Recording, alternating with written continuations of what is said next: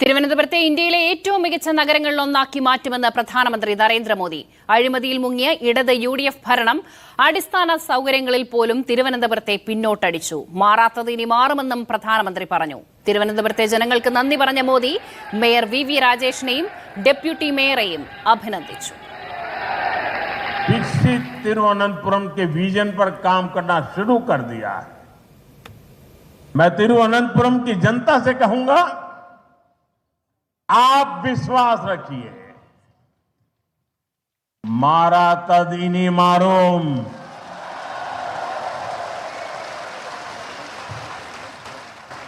जो अब तक नहीं बदला वो अब बदलेगा। तिरुवनंतपुरम पूरे देश के लिए एक मॉडल सिटी बनेगा। I extend my full support to make Thiruvananthapuram. എന്തൊരു അവസ്ഥയാണെന്ന് ആലോചിച്ചു. ഒരു രാജ്യത്തെ എന്തും കാണിച്ചുകൊണ്ട് എങ്ങനെയും ഈ രാജ്യത്തെ നശിപ്പിച്ച് വിഭജിച്ച് ഈ രാജ്യത്തിന്റെ അന്തസ്സും അഭിമാനവും ഇല്ലാതാക്കി രാജ്യത്തിന്റെ ദേശീയതയും അഖണ്ഡതയും മതേതരത്വവും സോഷ്യലിസവും സർവ്വതും നശിപ്പിച്ച് BJPയുടെ ഒരൊറ്റ അജണ്ട നടപ്പിലാക്കുക എന്ന് പറയുന്ന ഹീനമായ രാഷ്ട്രീയത്തിലേക്ക് ഈ രാജ്യം കടന്നു പോകുന്നത്. ഈ രാജ്യം അങ്ങനെ കടന്നു പോകുമ്പോൾ ജാമിയയിലും അലിഗഡിലും JNUവിലും IITകളിലും എന്തിനേറെ പറയുന്നു, വാരണാസി സർവകലാശാലയുണ്ട്. വാരണാസി എന്ന് പറഞ്ഞാൽ ABVP എന്ന് പറഞ്ഞ BJPയുടെ വിദ്യാർത്ഥി സംഘടനയ്ക്ക് അപ്പുറത്ത് ഒരു രാഷ്ട്രീയ പാർട്ടിയുടെ കൊടിവെക്കാൻ പറ്റാത്ത സ്ഥലമായിരുന്നു. അവിടുത്തെ പിള്ളേർ ഇപ്പൊ തോപ്പിച്ച് കൈ കൊടുത്തിട്ടുണ്ട്. ഒറ്റ സീറ്റ് കിട്ടിയില്ല BJPക്ക് വാരണാസി സർവകലാശാലയിൽ, വാരണാസി സംസ്കൃത സർവകലാശാലയിൽ, ബനാറസ് ഹിന്ദു യൂണിവേഴ്സിറ്റിയിൽ, ഗുജറാത്ത് യൂണിവേഴ്സിറ്റിയിൽ, നരേന്ദ്രമോദിയുടെ ഗുജറാത്ത്. പക്ഷെ വേറൊരു പ്രശ്നമുണ്ട്, അവിടെയൊക്കെ വോട്ടിംഗ് നടക്കുന്നത് ബാലറ്റ് പേപ്പറില്ല. EVM ആയിരുന്നു ഞങ്ങൾ കാണിച്ചു തന്നേനെ. എന്തൊരവസ്ഥയാണെന്ന് ആലോചിച്ച് നോക്കണം. ഇവിടെയൊക്കെ ജാർഖണ്ഡിൽ ഉൾപ്പെടെ ഛത്തീസ്ഗഡിൽ ഉൾപ്പെടെ ജനങ്ങൾ തെളിയിച്ചു കൊടുത്തു, ഞങ്ങളടുത്ത് കളിച്ചാൽ കളി മാറും എന്നുള്ളതാ. നരേന്ദ്രമോദിയും അമിത്ഷായും ഈ രാജ്യത്തിന്റെ ഒരു രീതി മാറുന്നത് തിരിച്ചറിയുന്നില്ല എന്നുള്ളതാണ് പ്രശ്നം. നമ്മളെ ദേശദ്രോഹികൾ എന്ന് വിളിക്കുമ്പോൾ വളരെ കൃത്യമായിട്ട് ഇവിടുത്തെ മുസ്ലിം സമുദായം അല്ലെങ്കിൽ ഇവിടുത്തെ മുഴുവൻ സമുദായങ്ങളും, ഇവിടെ ക്രൈസ്തവനും മുസൽമാനും ഹൈന്ദവനും ജൈനനും പാഴ്സിയും അവിശ്വാസിയും നിരീശ്വരവാദിയും മതമുള്ളവനും മതമില്ലാത്തവനും എല്ലാം ചേർന്ന് നിന്നുകൊണ്ട് ഇന്ത്യയുടെ സ്വാതന്ത്ര്യ സമരത്തിൽ പതിനായിരക്കണക്കിന് ലക്ഷക്കണക്കിന് മനുഷ്യർ രക്തസാക്ഷികളാകുമ്പോൾ ഒന്നും ചെയ്യാതെ അതിന്റെ ഉള്ളിലിരുന്നു കൊണ്ട് വല്ലവനും കഷ്ടപ്പെട്ടുണ്ടാക്കുന്ന സ്വതന്ത്ര രാജ്യത്ത് എങ്ങനെ വിഭാഗീയത ഉണ്ടാക്കാം, എങ്ങനെ വിഭജനത്തിന്റെ രാഷ്ട്രീയം മുന്നോട്ട് വെക്കാമെന്ന് ചിന്തിച്ച നിങ്ങളുടെ ദേശീയതയുടെ ക്ലാസ് ഞങ്ങൾക്ക് വേണ്ട, ഞങ്ങൾക്ക് വേണ്ട, ഞങ്ങൾക്ക് വേണ്ട എന്നാണ് ഞങ്ങൾ പറയുവാൻ ആഗ്രഹിക്കുന്നത്. എന്തൊരവസ്ഥയാണ് നമ്മൾ ചിന്തിച്ചു നോക്കണം. ഇത് പറയുമ്പോൾ, ഇതുമായി ബന്ധപ്പെട്ടുകൊണ്ട് ഈ രാജ്യത്ത് സംസാരിക്കുമ്പോൾ നമ്മൾ തിരിച്ചറിയേണ്ട ഒരു കാര്യമുണ്ട്. ഇവർ കൊന്നതാരൊക്കെയാ? BJPയുടെയും സംഘപരിവാറിന്റെയും രാഷ്ട്രീയത്തിനെതിരെ പറഞ്ഞത് കൊണ്ടല്ലേ MM കൽബുർഗി മരിച്ചത്? MM കൽബുർഗി ആരായിരുന്നു? ഹിന്ദു ആയിരുന്നു. ഇവർക്കെതിരെ നിരന്തരമായി എഴുതിയത് കൊണ്ടല്ലേ നരേന്ദ്ര ദബോൽക്കർ മരിച്ചത്? നരേന്ദ്ര ദബോൽക്കർ ഹിന്ദു ആയിരുന്നു. ഗോവിന്ദ് പൻസാര എന്ന് പറയുന്ന ഇടത് ചിന്തകനായിട്ടുള്ള മനുഷ്യൻ ഇവർക്കെതിരെ എഴുതിയത് കൊണ്ടല്ലേ കൊല്ലപ്പെട്ടത്? ആരായിരുന്നു ഗോവിന്ദ് പൻസാര? ഹിന്ദു അല്ലായിരുന്നോ? എത്രയോ മനുഷ്യർ, ഗൗരി ലങ്കേഷ് എന്ന് പറഞ്ഞ എഴുത്തുകാരി, അവർ നിരന്തരമായി BJPക്കും RSSനും എതിരെ എഴുതിയത് കൊണ്ട് കൊല്ലപ്പെട്ടു. അവർ ഹിന്ദു ആയിരുന്നില്ലേ? UR അനന്തമൂർത്തി എന്ന് പറഞ്ഞ MG യൂണിവേഴ്സിറ്റിയുടെ മുൻ വൈസ് ചാൻസലർ, കർണാടകയിലെ വളരെ പ്രോമിനന്റ് ആയിട്ടുള്ള എഴുത്തുകാരൻ UR അനന്തമൂർത്തി മരണപ്പെട്ടപ്പോൾ BJP RSSും ചെയ്തെന്താണെന്നറിയാവോ? സനാതന ധർമ്മത്തിൽ വിശ്വസിക്കുന്നെന്നാണ് ഇവർ പറയുന്നത്. അതാണ് ഞാൻ പറഞ്ഞത്, ഇവർ കാപട്യാണ്. വസുദൈവ കുടുംബത്തെ കുറിച്ചിട്ടാണ് ഹിന്ദു പറയുന്നത്. പക്ഷെ ഇവർ ചെയ്തത് എന്താ? ആ പാവപ്പെട്ട മനുഷ്യൻ UR അനന്തമൂർത്തി ഇവരെ എതിർത്തതിന്റെ പുറത്ത് ആ മനുഷ്യൻ മരണപ്പെട്ടപ്പോൾ ഈ വലിപ്പത്തിലുള്ള കാവിലഡു വിതരണം ചെയ്തത്. അത്രയ്ക്ക് രാഷ്ട്രീയ അധമബോധമുള്ളവരാണ് RSSും BJP. ONV കുറുപ്പ് നിങ്ങളുടെ നാട്ടുകാരനാണ്, ചവറക്കാരനാണ്. ONV കുറുപ്പ് എഴുതിയിട്ടുണ്ട് അദ്ദേഹത്തിന്റെ ലേഖനം. അദ്ദേഹം അന്നത്തെ കാലഘട്ടത്തിൽ, അദ്ദേഹം യൂണിവേഴ്സിറ്റി കോളേജിൽ പഠിച്ചിരുന്ന കാലഘട്ടത്തിൽ ഗോൾവർക്കർ അവിടെ വന്ന് സംസാരിക്കുകയും ഗോൾവർക്കറോട് ചോദ്യം ചോദിക്കുകയും 3 ദിവസത്തിനപ്പുറത്ത് മഹാത്മാഗാന്ധി മരണപ്പെട്ടെന്ന് യൂണിവേഴ്സിറ്റി ഹോസ്റ്റലിൽ വെച്ച് അറിഞ്ഞതിന് ശേഷം അദ്ദേഹം തിരുവനന്തപുരത്ത് കൂടി അദ്ദേഹം ഉൾപ്പെടെയുള്ള അന്നത്തെ ഇടതുപക്ഷത്തിന്റെ ആ സുഹൃത്തുക്കളായിട്ടുള്ള കുറെ ചെറുപ്പക്കാർ നടന്നു പോകുമ്പോൾ അവിടെ തിരുവനന്തപുരത്ത് പലയിടങ്ങളിലും RSSും BJPയും ലഡു വിതരണം ചെയ്തു എന്ന് അദ്ദേഹം എഴുതി വെച്ചിട്ടുണ്ട്. ONV കുറിപ്പാണ് എഴുതി വെച്ചിരിക്കുന്നത്. എന്താണ് ഇവരുടെ രാഷ്ട്രീയമെന്ന് നമ്മൾ തിരിച്ചറിയണം. ഇവര് എപ്പോഴും ഒരു സമുദായത്തെ, നമ്മൾ ഒരിക്കലും ഹിസ്ബുള്ള മുജാഹിദീന്റെയോ ലഷ്കറെ തോയ്ബയുടെയോ അൽ ഖ്വയ്ദയുടെയോ ഐസിസിന്റെയോ പ്രത്യയ ശാസ്ത്രത്തെയോ രാഷ്ട്രീയത്തെയോ നമ്മൾ ആരും അംഗീകരിക്കുന്നില്ല. ആരാണ് ഇവിടെ അംഗീകരിക്കുന്നത്? ഏത് മുസൽമാനാണ് ഈ ആശയത്തിനെ പിൻപറ്റുന്നത്? ഒരാൾക്കും വേണ്ട. പക്ഷെ നമ്മൾ ചിന്തിക്കേണ്ടത്, ഈ രാജ്യത്ത് വിഭജനത്തിന്റെ രാഷ്ട്രീയം ഇവർ മുമ്പോട്ട് വയ്ക്കുമ്പോൾ ഇവിടെ എല്ലാ ഹിന്ദുക്കളിൽ തീവ്രവാദികൾ ഉണ്ടോ എന്നാ ചോദിച്ചത്. അതുകൊണ്ടാണ് ഞാൻ പറഞ്ഞത്, ഇവരെയൊക്കെ കൊന്നത് ആരാ? വേണ്ട, മഹാത്മാഗാന്ധിയെ കൊന്നത് പോലും ഇവരല്ലേ കൊന്നത്? നാഥുറാം വിനായക് ഗോഡ്സെയല്ലേ കൊന്നതിന് ശേഷം അദ്ദേഹം പറഞ്ഞത് മതേതര ഇന്ത്യയിൽ എൻ്റെ ചിതാഭസ്മം നിമജ്ജനം ചെയ്യണ്ട എന്നല്ലേ? എന്നിട്ടും ഇവർ പറയുന്നു ഇവിടെ ആരാണ് തീവ്രവാദികൾ എന്നുള്ളത്. അജ്മീർ ദർഗയിൽ, സംജോതയിൽ, മലേഗാവിലൊക്കെ നടന്ന സ്ഫോടനങ്ങൾ നിങ്ങൾ അറിയേണ്ടത്, ഈ അജ്മീർ ദർഗയിലെ സ്ഫോടനം നടത്തിയപ്പോൾ അജ്മീർ ദർഗയിലെ സ്ഫോടനത്തിൽ 1-ാം പ്രതി അസീം ആനന്ദ എന്ന് പറഞ്ഞ ആളാ. ഇന്ത്യ രാജ്യത്തിലെ കാവി ഭീകരതയുടെ, കാവി തീവ്രവാദത്തിന്റെ ഹോൾസെയിൽ ഡീലറാണ് ഇയാള്. BJPയുടെ RSSന്റെയും കണ്ണിലുണ്ണിയാ. ഇയാളില്ലാത്ത ചുക്കു ചേരാത്ത കഷായില്ല എന്ന് പറയുന്ന പോലെ ഇയാളില്ലാത്ത ഒരൊറ്റ ഭീകരമായ സംഭവം ഇവിടെ ഇന്ത്യയിലില്ല. ഈ പറഞ്ഞ അസീം ആനന്ദയായിരുന്നു പാർലമെന്റ് ആക്രമണ കേസിലെ പ്രതിയായിട്ടുണ്ടായിരുന്ന ആള്. അയാൾക്കൊപ്പം കുറെ പേരുകൂടി ഉണ്ടായിരുന്നു. ഇപ്പുറത്ത് അജ്മീർ ദർഗ കഴിഞ്ഞു, അജ്മീർ ദർഗയിലെ ആ സ്ഫോടനമായിട്ട് ബന്ധപ്പെട്ട്. അടുത്തതായിട്ട് സംജോതയിൽ ഇവരുടെ സാദി നിരഞ്ജൻ പ്രഖ്യ ഠാക്കൂർ എന്ന് പറയുന്ന വ്യക്തി, അസീം ആനന്ദ, കേണൽ പുരോഹിത്, ഇവരൊക്കെ ആയിരുന്നു ഈ പറയുന്ന സംജോതയിൽ. അടുത്തതായിട്ട് മലേഗാവ് സ്ഫോടനം. മലേഗാവിൽ നമ്മൾ അറിയേണ്ടത് 13 വയസ്സുള്ള മുസ്ലിം നാമധാരിയായിട്ടുള്ള കുട്ടിയുടെ ചോറ്റുപാത്രത്തിൽ ബോംബ് വെച്ചു കൊടുത്ത മലേഗാവിൽ സ്ഫോടനം നടന്ന. മലേഗാവ് സ്ഫോടനം നടക്കുമ്പോൾ ഞാൻ ഉത്തരേന്ത്യയിലായിരുന്നു. അന്ന് ഉത്തരേന്ത്യയൊക്കെ സ്തംഭിച്ചു. അന്ന് പറഞ്ഞത് എന്തായിരുന്നു? ഈ 13 വയസ്സുള്ള കുട്ടിയുടെ ഉപ്പ, അയാളാണ് പ്രതിയെന്ന് ആദ്യം പറഞ്ഞത്. കാലം സാക്ഷി, ചരിത്രം സാക്ഷി, ഇന്ത്യ രാജ്യത്തിന്റെ മണ്ണിന് ഏത് വൃത്തികേടിനെയും സ്ഫുടം ചെയ്യുവാനുള്ള അപാരമായ ശക്തിയുണ്ട്. ആ ശക്തി ഉള്ളത് കൊണ്ടാണ് അവസാനം ആരൊക്കെ പോയി, SP സാഹു, ലോകേഷ് ശർമ്മ, പിന്നെ ഈ പറഞ്ഞ അസീം ആനന്ദ, അവിടെയും ഉണ്ടായിരുന്നു അയാൾക്കെതിരെ കേസ്. അതാണ് നമ്മുടെ രാജ്യത്തിൻ്റെ ചരിത്രം എന്ന് പറഞ്ഞാൽ. നിങ്ങൾ ആലോചിച്ച് നോക്കൂ, ഇവിടെ CPM-ഉം CPI-യും കോൺഗ്രസും ഒക്കെ സംഘടനത്തിൽ ഏർപ്പെടുന്നുണ്ട്. സംഘടനത്തിൽ ഏർപ്പെടുകയും ആൾക്കാർ മരണപ്പെടുകയും ചെയ്യുന്നുണ്ട്. അതിൻ്റെ ഒന്നും പ്രത്യയശാസ്ത്രത്തോട് എനിക്ക് ഒരു യോജിപ്പില്ല. അത്തരത്തിലുള്ള കൊലപാതകം എന്ന് പറഞ്ഞ പ്രത്യയശാസ്ത്രം പോയിട്ട് ഒരാളുടെ ദേഹത്ത് മണ്ണുവാരി ഇടുന്നതിനോട് പോലും എനിക്ക് പരിപൂർണമായ വിയോജിപ്പാണ്. പക്ഷെ നമ്മൾ ചിന്തിക്കേണ്ടതാണ്, എങ്കിലും ഇവിടെ രാഷ്ട്രീയ പ്രസ്ഥാനങ്ങളിൽ അത് സംഭവിക്കുന്നുണ്ട്. അതിന് നമ്മൾ തീർച്ചയായിട്ടും നമ്മൾ തള്ളിക്കളയുക.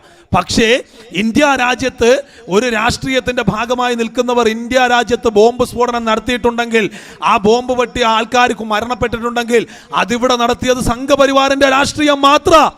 എന്ത് അപവാദമാണെന്ന് ആലോചിച്ച് നോക്കണം. ഈ രാജ്യത്തെ സംബന്ധിച്ചിടത്തോളം ഈ ചരിത്രം നമ്മൾ പറയേണ്ടതല്ലേ? ഈ വർത്തമാനം നമ്മൾ പറയേണ്ടതല്ലേ? ഇതൊന്നും ചരിത്രാതീത കാലഘട്ടത്തിലൊന്നും അല്ലല്ലോ നടന്നത്, സമീപകാലങ്ങളിൽ നടന്നതല്ലേ? 10 വർഷത്തിന് ഇപ്പുറത്ത് നടന്ന സംഭവങ്ങൾ, അല്ലെങ്കിൽ 20 വർഷത്തിന് ഇപ്പുറത്ത് നടന്ന സംഭവങ്ങളല്ലേ ഞാൻ പറഞ്ഞത്. ഈ രാജ്യത്ത് അവർ വിഭജനത്തിന്റെ രാഷ്ട്രീയം മുന്നോട്ട് വെച്ചുകൊണ്ടിരിക്കുന്നത്. ഇവരെ എല്ലാ കുഴപ്പങ്ങളും ഉണ്ടാക്കിയിട്ട് അതിൽ നിന്നെല്ലാം മാറും. നിങ്ങൾ കഴിഞ്ഞ ദിവസങ്ങളിൽ കണ്ടിട്ടുണ്ടാവും, എന്താ രാംഗോപാൽ, അങ്ങനെ എന്തായിരുന്നു അയാളുടെ പേര്, ഒരു ചെറുപ്പക്കാരൻ ജാമിയ ഇസ്ലാമിയയിൽ സമരം ചെയ്ത കുട്ടികൾക്ക് നേരെ തോക്കുമായിട്ട് വന്നിട്ട് അവൻ വെടിവെച്ചു. അവിടേക്ക് നടന്നു ചെന്ന കാശ്മീർ സ്വദേശിയായ ഒരു ആൺകുട്ടിയുടെ കയ്യിലേക്ക് വെടിവെച്ചിട്ട് അവന്റെ കയ്യിൽ നിന്ന് രക്തം ധാരധാരയായിട്ട് ഒഴുകുമ്പോൾ ഡൽഹി പോലീസിനോട് എനിക്ക് ആശുപത്രി പോകണമെന്ന് പറഞ്ഞിട്ട് പോലീസ് ഒന്നും വേണ്ടിയില്ല, അവന്മാർ നോക്കിക്കൊണ്ട് നിൽക്കുക. അവസാനം ബാരിക്കേഡ് ചാടിക്കടന്നിട്ട് ആ ചെറുപ്പക്കാരൻ സ്വന്തമായിട്ട് ആശുപത്രി പോകേണ്ട സാഹചര്യം. എവിടെയാണ് ഈ രാജ്യം പോയി നിൽക്കുന്നത് എന്നുള്ളത് നമ്മൾ തിരിച്ചറിയണം. ഭരണകൂടം തന്നെ ഭീകരതയുടെ സ്പോൺസർസായിട്ട് മാറിക്കൊണ്ടിരിക്കുക. വേറൊരാളുടെ അത് കണ്ടു, ദേവീന്ദർ സിംഗ്. ആരാ ദേവീന്ദർ സിംഗ്? ദേവീന്ദർ സിംഗിനെ നല്ല പുരസ്കാരമൊക്കെ നൽകി, വിശിഷ്ട സേവാ മെഡലൊക്കെ നൽകി BJPക്കാർ ആദരിച്ചത്. കാരണം കാശ്മീരിൽ ഇപ്പോൾ മുഖ്യമന്ത്രി ഇല്ല, ഗവർണറിന്റെ ഭരണ, രാഷ്ട്രപതിയുടെ ഭരണ. ആ ഭരണം നടക്കുന്നിടത്ത് DYSP ആയിട്ടുള്ള സുപ്രധാന പോലീസ് ഉദ്യോഗസ്ഥന് മെഡൽ കിട്ടിയെങ്കിൽ ആ മെഡൽ നൽകിയത് BJP ആണ്, RSS ആണ്. ആ ദേവീന്ദർ സിംഗ് ഈ രാജ്യം മൊത്തം കലാപം നടന്നുകൊണ്ടിരിക്കുക. രാജ്യത്ത് അതിശക്തമായ പ്രശ്നം നടന്നുകൊണ്ടിരിക്കുന്നു. പൗരത്വ ഭേദഗതി നിയമവുമായി ബന്ധപ്പെട്ട് ഇന്ത്യയിലെ തെരുവോരങ്ങളിൽ സമരം നടന്നുകൊണ്ടിരിക്കുമ്പോൾ ദേവീന്ദർ സിംഗ് 3 തീവ്രവാദികൾക്കൊപ്പം ഡൽഹി വന്നത് ഹണിമൂൺ ആഘോഷിക്കാനാണോ? നമ്മൾ ചിന്തിക്കേണ്ടതാ. അയാൾ അവിടെ എന്തിനാണ് ഈ 3 തീവ്രവാദികൾക്കൊപ്പം കടന്നു വന്നത്? ദേവീന്ദർ സിംഗ് എന്ന് പറയുന്ന വ്യക്തി 3 തീവ്രവാദികൾക്കൊപ്പം കടന്നു വന്നുവെങ്കിൽ അതിൽ തീർച്ചയായിട്ടും നിഗൂഢതയുണ്ട്. അഫ്സൽ ഗുരുവിനെ ഒന്നും ഞാൻ ന്യായീകരിക്കില്ല. പക്ഷേ അഫ്സൽ ഗുരു പാർലമെന്റ് ആക്രമണ കാലഘട്ടത്തിൽ അഫ്സൽ ഗുരുവിന്റെ മൊഴിയിൽ അയാൾ പിന്നീട് നടത്തിയ പത്രസമ്മേളനത്തിലൊക്കെ പറയുന്നുണ്ട്, എന്നെ ഡൽഹിയിലേക്ക് കൊണ്ടുവന്നത് ദേവീന്ദർ സിംഗ് എന്ന് പറയുന്ന പോലീസ് മേധാവിയാണെന്ന അയാൾ തന്നെയാണ് ഇപ്പോഴും അവിടേക്ക് കടന്നു വന്നിരിക്കുന്നത്. അതാണ് ഞാൻ പറഞ്ഞത്, വലിയ ദുരൂഹത ഈ രാജ്യത്തിന്റെ മുകളിൽ കാർമേഘങ്ങളായിട്ട് നിഴഞ്ഞു നിൽക്കുന്നുണ്ട്. അതിനുശേഷം നമ്മൾ വേറൊരാളെ കണ്ടു, ആദിത്യ റാവു.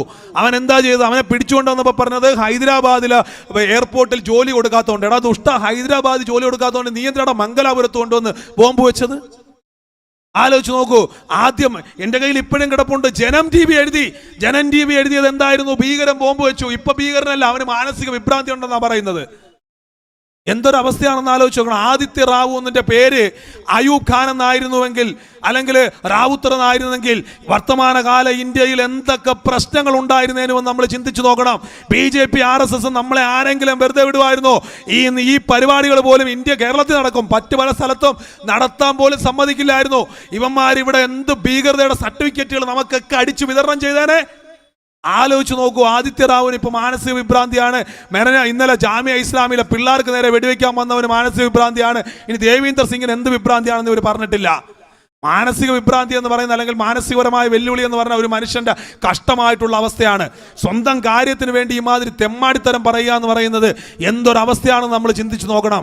ഒരു രാജ്യത്തെ എന്തും കാണിച്ചുകൊണ്ട് എങ്ങനെയും ഈ രാജ്യത്തെ നശിപ്പിച്ച് വിഭജിച്ച് ഈ രാജ്യത്തിന്റെ അന്തസ്സും അഭിമാനവും ഇല്ലാതാക്കി രാജ്യത്തിന്റെ ദേശീയതയും അഖണ്ഡതയും മതേതരത്വവും സോഷ്യലിസവും സർവ്വതും നശിപ്പിച്ച് BJPയുടെ ഒരൊറ്റ അജണ്ട നടപ്പിലാക്കുക എന്ന് പറയുന്ന ഹീനമായ രാഷ്ട്രീയത്തിലേക്ക് ഈ രാജ്യം കടന്നു പോകുന്നത്. ഇവിടെയൊക്കെ ജാർഖണ്ഡിൽ ഉൾപ്പെടെ, ഛത്തീസ്ഗഡിൽ ഉൾപ്പെടെ ജനങ്ങൾ തെളിയിച്ചു കൊടുത്തു, ഞങ്ങളടുത്ത് കളിച്ചാൽ കളി മാറും എന്നുള്ളതാ. നരേന്ദ്രമോദിയും അമിത്ഷായും ഈ രാജ്യത്തിന്റെ ഒരു രീതി മാറുന്നത് തിരിച്ചറിയുന്നില്ല എന്നുള്ളതാണ് പ്രശ്നം. നിങ്ങൾ ആലോചിക്കണം, നോട്ട് നിരോധനം ഈ രാജ്യത്തിന്റെ നട്ടല് തകർത്തതാ. നോട്ട് നിരോധനം വന്നപ്പോൾ ഇവിടെ പറഞ്ഞെന്തായിരുന്നു? അതേ കരുനാപ്പള്ളിക്കാരില്ലേ, നമ്മളൊക്കെ അപ്പുറം ഇപ്പുറമൊക്കെ ഉള്ളവരല്ലേ, നമ്മുടെയൊക്കെ നാട്ടിൽ പറഞ്ഞെന്തായിരുന്നു? ഇനിയിപ്പോൾ മുസ്ലിങ്ങളെല്ലാം പോയി, എല്ലാവരുടെയും കയ്യിലിരിക്കുന്ന മുഴുവൻ കള്ളനോട്ട, ഇതൊക്കെ പോയി എല്ലാവന്മാരെ അകത്ത് വെച്ചുകൊണ്ട് പിടിച്ചുകൊണ്ട് പോകാൻ പോകുക. ആരാ പറഞ്ഞത്? നരേന്ദ്രമോദിയുടെ അമിത്ഷായുടെ ആൾക്കാരാ. കാലം സാക്ഷി, ചരിത്ര സാക്ഷി. ഇവിടെ ഒറ്റ മുസ്ലിമിനെ അറസ്റ്റ് ചെയ്തില്ല, ഒറ്റ കോൺഗ്രസ്സുകാരനെ CPM-കാരനെ ഒന്നും ഞാൻ അവരെ ചേർത്ത് പറയുകയല്ല, പക്ഷെ അവരെ ആരെ അറസ്റ്റ് ചെയ്തില്ല. ആകെ ഇന്ത്യ രാജ്യത്ത് നോട്ട് നിരോധന കാലഘട്ടത്തിൽ കള്ളനോട്ട് വെച്ചുകൊണ്ട് അറസ്റ്റ് ചെയ്ത് ആരെയാ? ഇവിടെ BJP-ക്കാരെ RSS-കാരെ മാത്രമേ അറസ്റ്റ് ചെയ്തിട്ടുള്ളൂ. ഗതികെട്ടായിരിക്കും അറസ്റ്റ് ചെയ്തത്, പക്ഷെ സംഭവിച്ചു. ആലോചിക്കണം. 14.75 ലക്ഷം കോടി പിൻവലിച്ച് ഇവിടെ സുരേന്ദ്രനെ പോലെയുള്ളവർ പറഞ്ഞ 4 ലക്ഷം കോടി തിരിച്ചു വരില്ലെന്നാ. എല്ലാം തിരിച്ചു വന്നു. ഇനി നേപ്പാൾ ഇപ്പോഴും പറയുന്നത് ഞങ്ങളുടെ കുറേ പൈസ ഇരിപ്പുണ്ട്, കാരണം നേപ്പാളിൽ അവർ ഇന്ത്യൻ നാണയമാണ് വിനിമയത്തിൽ ഉപയോഗിക്കുന്നത്. അതുകൂടി തിരിച്ചു വന്നാൽ 100% പകരം 101% തിരിച്ചു വന്നു. നിങ്ങൾ ആലോചിച്ച് നോക്കൂ. നോട്ട് നിരോധന കാലഘട്ടത്തിൽ ATM-ന്റെ മുമ്പിൽ, ബാങ്കിന്റെ മുമ്പിൽ ക്യൂ നിന്ന് നമ്മുടെ മനുഷ്യർ മരണപ്പെട്ട് വീഴുമ്പോൾ ഇവന്മാർ ചെയ്തത് ലോകത്തിലെ ഏറ്റവും വലിയ പാർട്ടി ആഫീസ് പണിയായിരുന്നു. ഇവിടുത്തെ മുഴുവൻ കള്ളനോട്ടും കള്ളപ്പണവും വെച്ചുകൊണ്ട് BJP-ക്കാര് RSS-കാര് നിങ്ങളുടെ പാർട്ടി ഓഫീസ് പണിയായിരുന്നോ പ്രിയപ്പെട്ട സംഘപരിവാറുകാരെ? എന്തൊരവസ്ഥയാണെന്ന് ആലോചിച്ച് നോക്കണം. എന്നിട്ട് ഈ 66,000 കോടി, 14.75 ലക്ഷം പിൻവലിച്ചപ്പോൾ അതിൽ 66,000 കോടി മാറിയത് എവിടാന്നറിയാവോ? ഇന്ത്യയുടെ ആഭ്യന്തരമന്ത്രി അമിത്ഷാ പ്രസിഡന്റ് ആയിട്ടുള്ള അഹമ്മദാബാദിലെ സർവീസ് സഹകരണ ബാങ്കിലാ. എന്തൊരവസ്ഥയാണെന്ന് ആലോചിച്ച് നോക്കണം. ഈ രാജ്യത്ത് നിരന്തരമായിട്ട് കള്ളം പറഞ്ഞുകൊണ്ടിരിക്കുക ഇവർ ഈ രാജ്യത്തെ വിഭജിക്കാൻ വേണ്ടി ശ്രമിച്ചുകൊണ്ടിരിക്കുക. 2000-ന്റെ നോട്ട്, ഞാൻ അതാ പറഞ്ഞു വന്നത്. 2000-ന്റെ നോട്ട് ഇവിടെ ഇറങ്ങിയപ്പോൾ എന്താ പറഞ്ഞത്? ഇതിൽ ചിപ്പുണ്ട്, ഇതിൽ ക്യാമറയുണ്ട്, ഇതിൽ വീഡിയോ ഉണ്ട്, ഇത് ഇട്ടുകൊണ്ട് നിങ്ങൾ മണ്ണിൻ്റെ അടിയിൽ പോയാൽ അത് കാണാൻ പറ്റും, നിങ്ങൾ ബഹിരാകാശത്ത് പോയാൽ അത് കാണാൻ പറ്റും, കക്കൂസി കയറിയാൽ അതും കാണാൻ പറ്റുമെന്ന് പറഞ്ഞ 2000-ന്റെ നോട്ട്. അവസാനം 2000-ന്റെ നോട്ട് മേക്ക് ഇൻ ഇന്ത്യ എന്ന് പറഞ്ഞ പദ്ധതി പറഞ്ഞവരാ BJP-ക്കാര്. മേക്ക് ഇൻ ഇന്ത്യയിൽ ആർക്കും ജോലി കൊടുത്തില്ല. 2 കോടി പേർക്ക് വെച്ച് 5 വർഷം തൊഴിൽ കൊടുത്താൽ 10 കോടി പേർക്ക് തൊഴിൽ കൊടുക്കുമെന്ന് പറഞ്ഞു. പക്ഷേ BJP-യുടെ ഭാരതീയ മസ്ദൂർ സംഘിന്റെ നേതാവ് സജി നാരായണൻ എന്ന് പറഞ്ഞ തൃശ്ശൂർകാരൻ പറഞ്ഞത്, നരേന്ദ്രമോദി ആർക്കും ജോലി കൊടുത്താൽ ഇല്ലെങ്കിലും 2.5 കോടി പേരുടെ തൊഴിൽ കളഞ്ഞു കിട്ടിയെന്ന് പറഞ്ഞത് BMS-ന്റെ നേതാവ് സജി നാരായണ. അങ്ങനെ മേക്ക് ഇൻ ഇന്ത്യ പറഞ്ഞ് 10 കോടി പേർക്ക് തൊഴിൽ കൊടുക്കുമെന്ന് പറഞ്ഞിട്ട് ഇവരുടെ കീഴിലുള്ള ഇന്ത്യൻ ലേബർ ബ്യൂറോ എന്ന് പറഞ്ഞ തൊഴിൽ സ്ഥാപനം പറഞ്ഞത് ആകെ ഞങ്ങൾ കൊടുത്തത് 3.25 ലക്ഷം പേർക്കാണ്. ഇവിടെ ഉമ്മൻചാണ്ടിയും പിണറായി വിജയനും കൊടുക്കും 5 വർഷം കൊണ്ട് PSC കൂടെ അതിൽ കൂടുതൽ പേർക്ക് ജോലി. എന്തൊരവസ്ഥയാണെന്ന് ആലോചിക്കണം. ഇന്ന് വീണ്ടും തള്ളി വെച്ചിട്ടുണ്ട്. 4.5 കോടി പേർക്കാണ് ജോലി പറഞ്ഞിരിക്കുന്നത്. ആർക്കാണെന്ന് അറിയാൻ വയ്യ. ഈ BJP-ക്ക് RSS-നും വേണ്ടി ചീത്ത വിളിക്കാൻ നടക്കുന്ന, ഞങ്ങളെയൊക്കെ ജിഹാദികളെന്ന് വിളിക്കുന്ന, ഞങ്ങളോടൊക്കെ പാകിസ്ഥാനിൽ പോകാൻ പറയുന്ന ഏതെങ്കിലും ഒരു സംഘപരിവാറുകാരനെങ്കിലും നിങ്ങൾക്ക് ഈ മേക്ക് ഇൻ ഇന്ത്യ കൂടെ ജോലി എടുക്കാൻ പറ്റിയോ? ആകെ കിട്ടിയ ജോലി കിട്ടി. അവിടെ ഞാൻ പറഞ്ഞു വരുന്നത്, ജോലി കിട്ടിയ ഒരാളുണ്ടായിരുന്നു. ആരാന്നറിയാവോ? കൊടുങ്ങല്ലൂരിലുള്ളൊരു നേതാവാ. BJPക്ക് സ്വന്തമായിട്ട് ഒരു റിസർവ് ബാങ്ക് ഉണ്ട്, അത് കൊടുങ്ങല്ലൂരാണ് ഉള്ളത്. ഈ 2000-ന്റെ നോട്ട്, വീഡിയോയും ക്യാമറയും ചിപ്പും ഉള്ള 2000-ന്റെ നോട്ട് അവിടുത്തെ OBC മോർച്ചയുടെ നേതാവ് എന്ത് ചെയ്തു? ഒരൊറ്റടിച്ച് രണ്ടെട്ടം അടിച്ച് പിടിച്ച്, മൂന്നാമത്തെ ഏട്ടം അടിച്ച് പിടിച്ച് സുരേട്ടന് കൊടുത്ത്, രമേശ് ചേട്ടന് കൊടുത്ത്, ശ്രീധരൻ ചേട്ടന് കൊടുത്ത്, കണ്ട ചേട്ടന്മാർക്കെല്ലാം കൊടുത്തു. ഏത് നോട്ടാന്ന് ആലോചിക്കണം? ഈ വീഡിയോ ഉള്ള, ചിപ്പുള്ള, ക്യാമറ ഉള്ള നോട്ട്. ഈ പറഞ്ഞ 2000-ന്റെ നോട്ടിൽ വീഡിയോ ഉണ്ട്, ചിപ്പുണ്ട്, ക്യാമറ ഉണ്ടെന്ന് പറഞ്ഞ ഈ മഹാമണ്ഡന്മാർ നമ്മളോട് പറയുക പൗരത്വ ഭേദഗതി നിയമത്തിന് ഒരു പ്രശ്നമില്ല എന്നാ. ഞാൻ അവസാനിപ്പിക്കുക. 3500 കോടിയുടെ പ്രതിമ, സർദാർ വല്ലഭായ് പട്ടേലിന്റെ പ്രതിമ. ഇവന്മാർക്ക് ഏറ്റവും വലിയ ദേഷ്യമുള്ളത് പട്ടേലിനോടാ. ആദ്യം ഗാന്ധിയോട്, പിന്നെ നെഹ്റുവിനോട്. അതുകൊണ്ടാണ് ഇവർ പറഞ്ഞത്, ഗാന്ധിയെ കൊന്നിട്ട് ഇവർ പിന്നീട് പറഞ്ഞു ഞങ്ങളുടെ വെടിയൊന്ന് തെറ്റിപ്പോയി, ആദ്യം വെക്കേണ്ടത് ഗാന്ധിയുടെ നെഞ്ചത്തേക്കായിരുന്നില്ല, നെഹ്റുവിൻ്റെ നെഞ്ചത്തേക്കായിരുന്നു. കാരണം ഈ രാജ്യത്തെ മതേതരത്തായിട്ട് വളർത്തിയെടുത്തതിൻ്റെ ഒരു പ്രശ്നമാണ്. അപ്പോൾ ഗാന്ധിയും നെഹ്റുവും കഴിഞ്ഞാൽ ഇവർക്ക് മൂന്നാമത്തെ ശത്രുത ഒരു സംശയം വേണ്ട. ഇവിടെ കൂടിയിരിക്കുന്ന നിങ്ങൾക്ക് ആർക്കും സംശയം വേണ്ട, ഇവരുടെ ഏറ്റവും വലിയ മൂന്നാമത്തെ ശത്രു പട്ടേലാണ്. ഇവിടെ RSSനെ ആദ്യമായിട്ട് ഇന്ത്യ രാജ്യത്ത് നിരോധിച്ചത്. ആ പട്ടേലിന് ഒരു പണിയിരിക്കട്ടെ, പിന്നെ ഞങ്ങൾക്ക് കുറച്ച് വോട്ടും കിട്ടുമല്ലോ. പട്ടേലിൻ്റെ രാഷ്ട്രീയം പറഞ്ഞ വോട്ടും കിട്ടും, പട്ടേലിനൊരു പണിയിരിക്കട്ടെ. ഞാൻ മരണാനന്തര ജീവിതത്തിൽ ആത്മാവിലൊന്നും വിശ്വസിക്കാത്ത ആളാണ്. പക്ഷേ BJP വിശ്വസിക്കുന്നുണ്ടെന്ന കാര്യത്തിൽ സംശയമില്ല. ഇവർ ചെയ്തെന്താ? 3500 കോടിയുടെ പ്രതിമ എവിടെ ഉണ്ടാക്കി? ഗുജറാത്തിലുണ്ടാക്കി. അപ്പോൾ പാവപ്പെട്ട പട്ടേലിൻ്റെ ആത്മാവ് ദിവസവും കരയായിരിക്കും. കാരണം രാവിലെ എഴുന്നേറ്റ് നോക്കുമ്പോൾ ഗുജറാത്തിൽ റെയിൽവേ പാളത്തിൽ ഇങ്ങനെ പിള്ളേരൊക്കെ തൊപ്പിയൊക്കെ വെച്ച് ഇങ്ങനെ ഇരിക്കുകയാണ്. എന്തിനു വേണ്ടിയിട്ടാ? നമ്മുടെ നാടൻ ഭാഷയിൽ പറഞ്ഞാൽ വെളിക്കിറങ്ങാനിരിക്കുകയാണ് അല്ലേ. ആരുടെ ഇന്ത്യയിലാ? സ്വച്ഛ ഭാരത് പറഞ്ഞ നരേന്ദ്രമോദിയുടെ ഇന്ത്യയിൽ, നരേന്ദ്രമോദിയുടെ ഗുജറാത്തിൽ. അതാണ് നമ്മൾ ശ്രദ്ധിക്കേണ്ടത്. 13 വർഷം നരേന്ദ്രമോദി മുഖ്യമന്ത്രിയായിരുന്ന ഗുജറാത്തിൽ. നിങ്ങൾ ഇത് തമാശയായിട്ട് കാണേണ്ട ആവശ്യമില്ല. വാരണാസി എന്ന് പറഞ്ഞ ഉത്തർപ്രദേശിലെ മണ്ഡലത്തിൽ നിന്നാണ് ഇപ്പോൾ നരേന്ദ്രമോദി ഇന്ത്യ പ്രദാനം ചെയ്യുന്നത്. നിങ്ങൾക്കറിയോ, ഈ അടുത്തൊരു പഠനം വന്നു, 3 മാസമായിട്ടുള്ളൂ. കഴിഞ്ഞ 3 വർഷമായിട്ട് നരേന്ദ്രമോദി വിട്ടുകൊടുത്തിട്ടില്ല വേറെ ആർക്കോ ആ സ്ഥാനം. എന്താ സ്ഥാനം എന്നറിയാവോ? സ്വച്ഛ ഭാരത് പറഞ്ഞുകൊണ്ട് ഇന്ത്യ രാജ്യത്ത് മുമ്പോട്ട് പോകുന്ന നരേന്ദ്രമോദിയുടെ വാരണാസി പറഞ്ഞ നഗരമാണ് കഴിഞ്ഞ 3 വർഷമായിട്ട് ഇന്ത്യ രാജ്യത്തെയും ലോക രാജ്യത്തെയും ഏറ്റവും വൃത്തികെട്ട നഗരം. ഇത് നമ്മൾ പറഞ്ഞ കണക്കല്ല, ആധികാരികമായിട്ടുള്ള കണക്കാണ്. അപ്പോൾ ഈ ഗുജറാത്തിൽ പാവപ്പെട്ട പട്ടേൽ രാവിലെ എഴുന്നേറ്റ് കണ്ണു തുറക്കുമ്പോൾ കാണുന്നത് ഈ പിള്ളേരൊക്കെ ഇങ്ങനെ പൊതു ഇടങ്ങളിലിരുന്ന് വിസർജ്യം നടത്തുന്നതാണ്. ഇതിൽ കൂടുതൽ നല്ല പണി എങ്ങനെ ഇവർക്ക് പട്ടേലിന് കൊടുക്കാനുള്ളത്?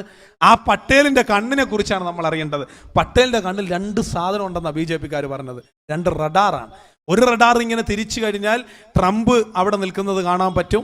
പിന്നെ അങ്ങനെ അത് കറങ്ങി വന്ന് ഇവിടെ മഹേന്ദ്ര രജപക്സെയും റനിൽ വിക്രമസിംഗയൊക്കെ കാണാൻ പറ്റും. ഇപ്പുറത്ത് വന്ന പിണറായി വിജയനും ഉമ്മൻചാണ്ടിയൊക്കെ ഇവർക്ക് കാണാൻ പറ്റും. അങ്ങനെ ഒരു കണ്ണ് തിരിഞ്ഞുകൊണ്ടിരിക്കുക. മറ്റേ കണ്ണ് അപ്പുറത്തേക്ക് ഇടത്തോട്ട് തിരിഞ്ഞു പോകും. ആരെ കാണാനെന്നറിയാവോ? അപ്പുറത്ത് ചെന്ന് ഇമ്രാൻ ഖാൻ മൂത്രം ഒഴിക്കുന്നുണ്ടോ എന്ന് വരെ വളരെ കൃത്യമായിട്ട് അറിയാൻ പറ്റുന്ന റഡാർ ആരുടെ കണ്ണിലുണ്ട്? 3500 കോടിയുടെ നമ്മുടെ സർദാർ വല്ലഭായ് പട്ടേലിൻ്റെ കണ്ണിലുണ്ടെന്നാണ് പറഞ്ഞത്. ഇതും വിശ്വസിച്ചവന്മാരാ പറയുന്നത് ഈ പൗരത്വ ഭേദഗതി നിയമത്തിന് ഒരു പ്രശ്നവുമില്ല.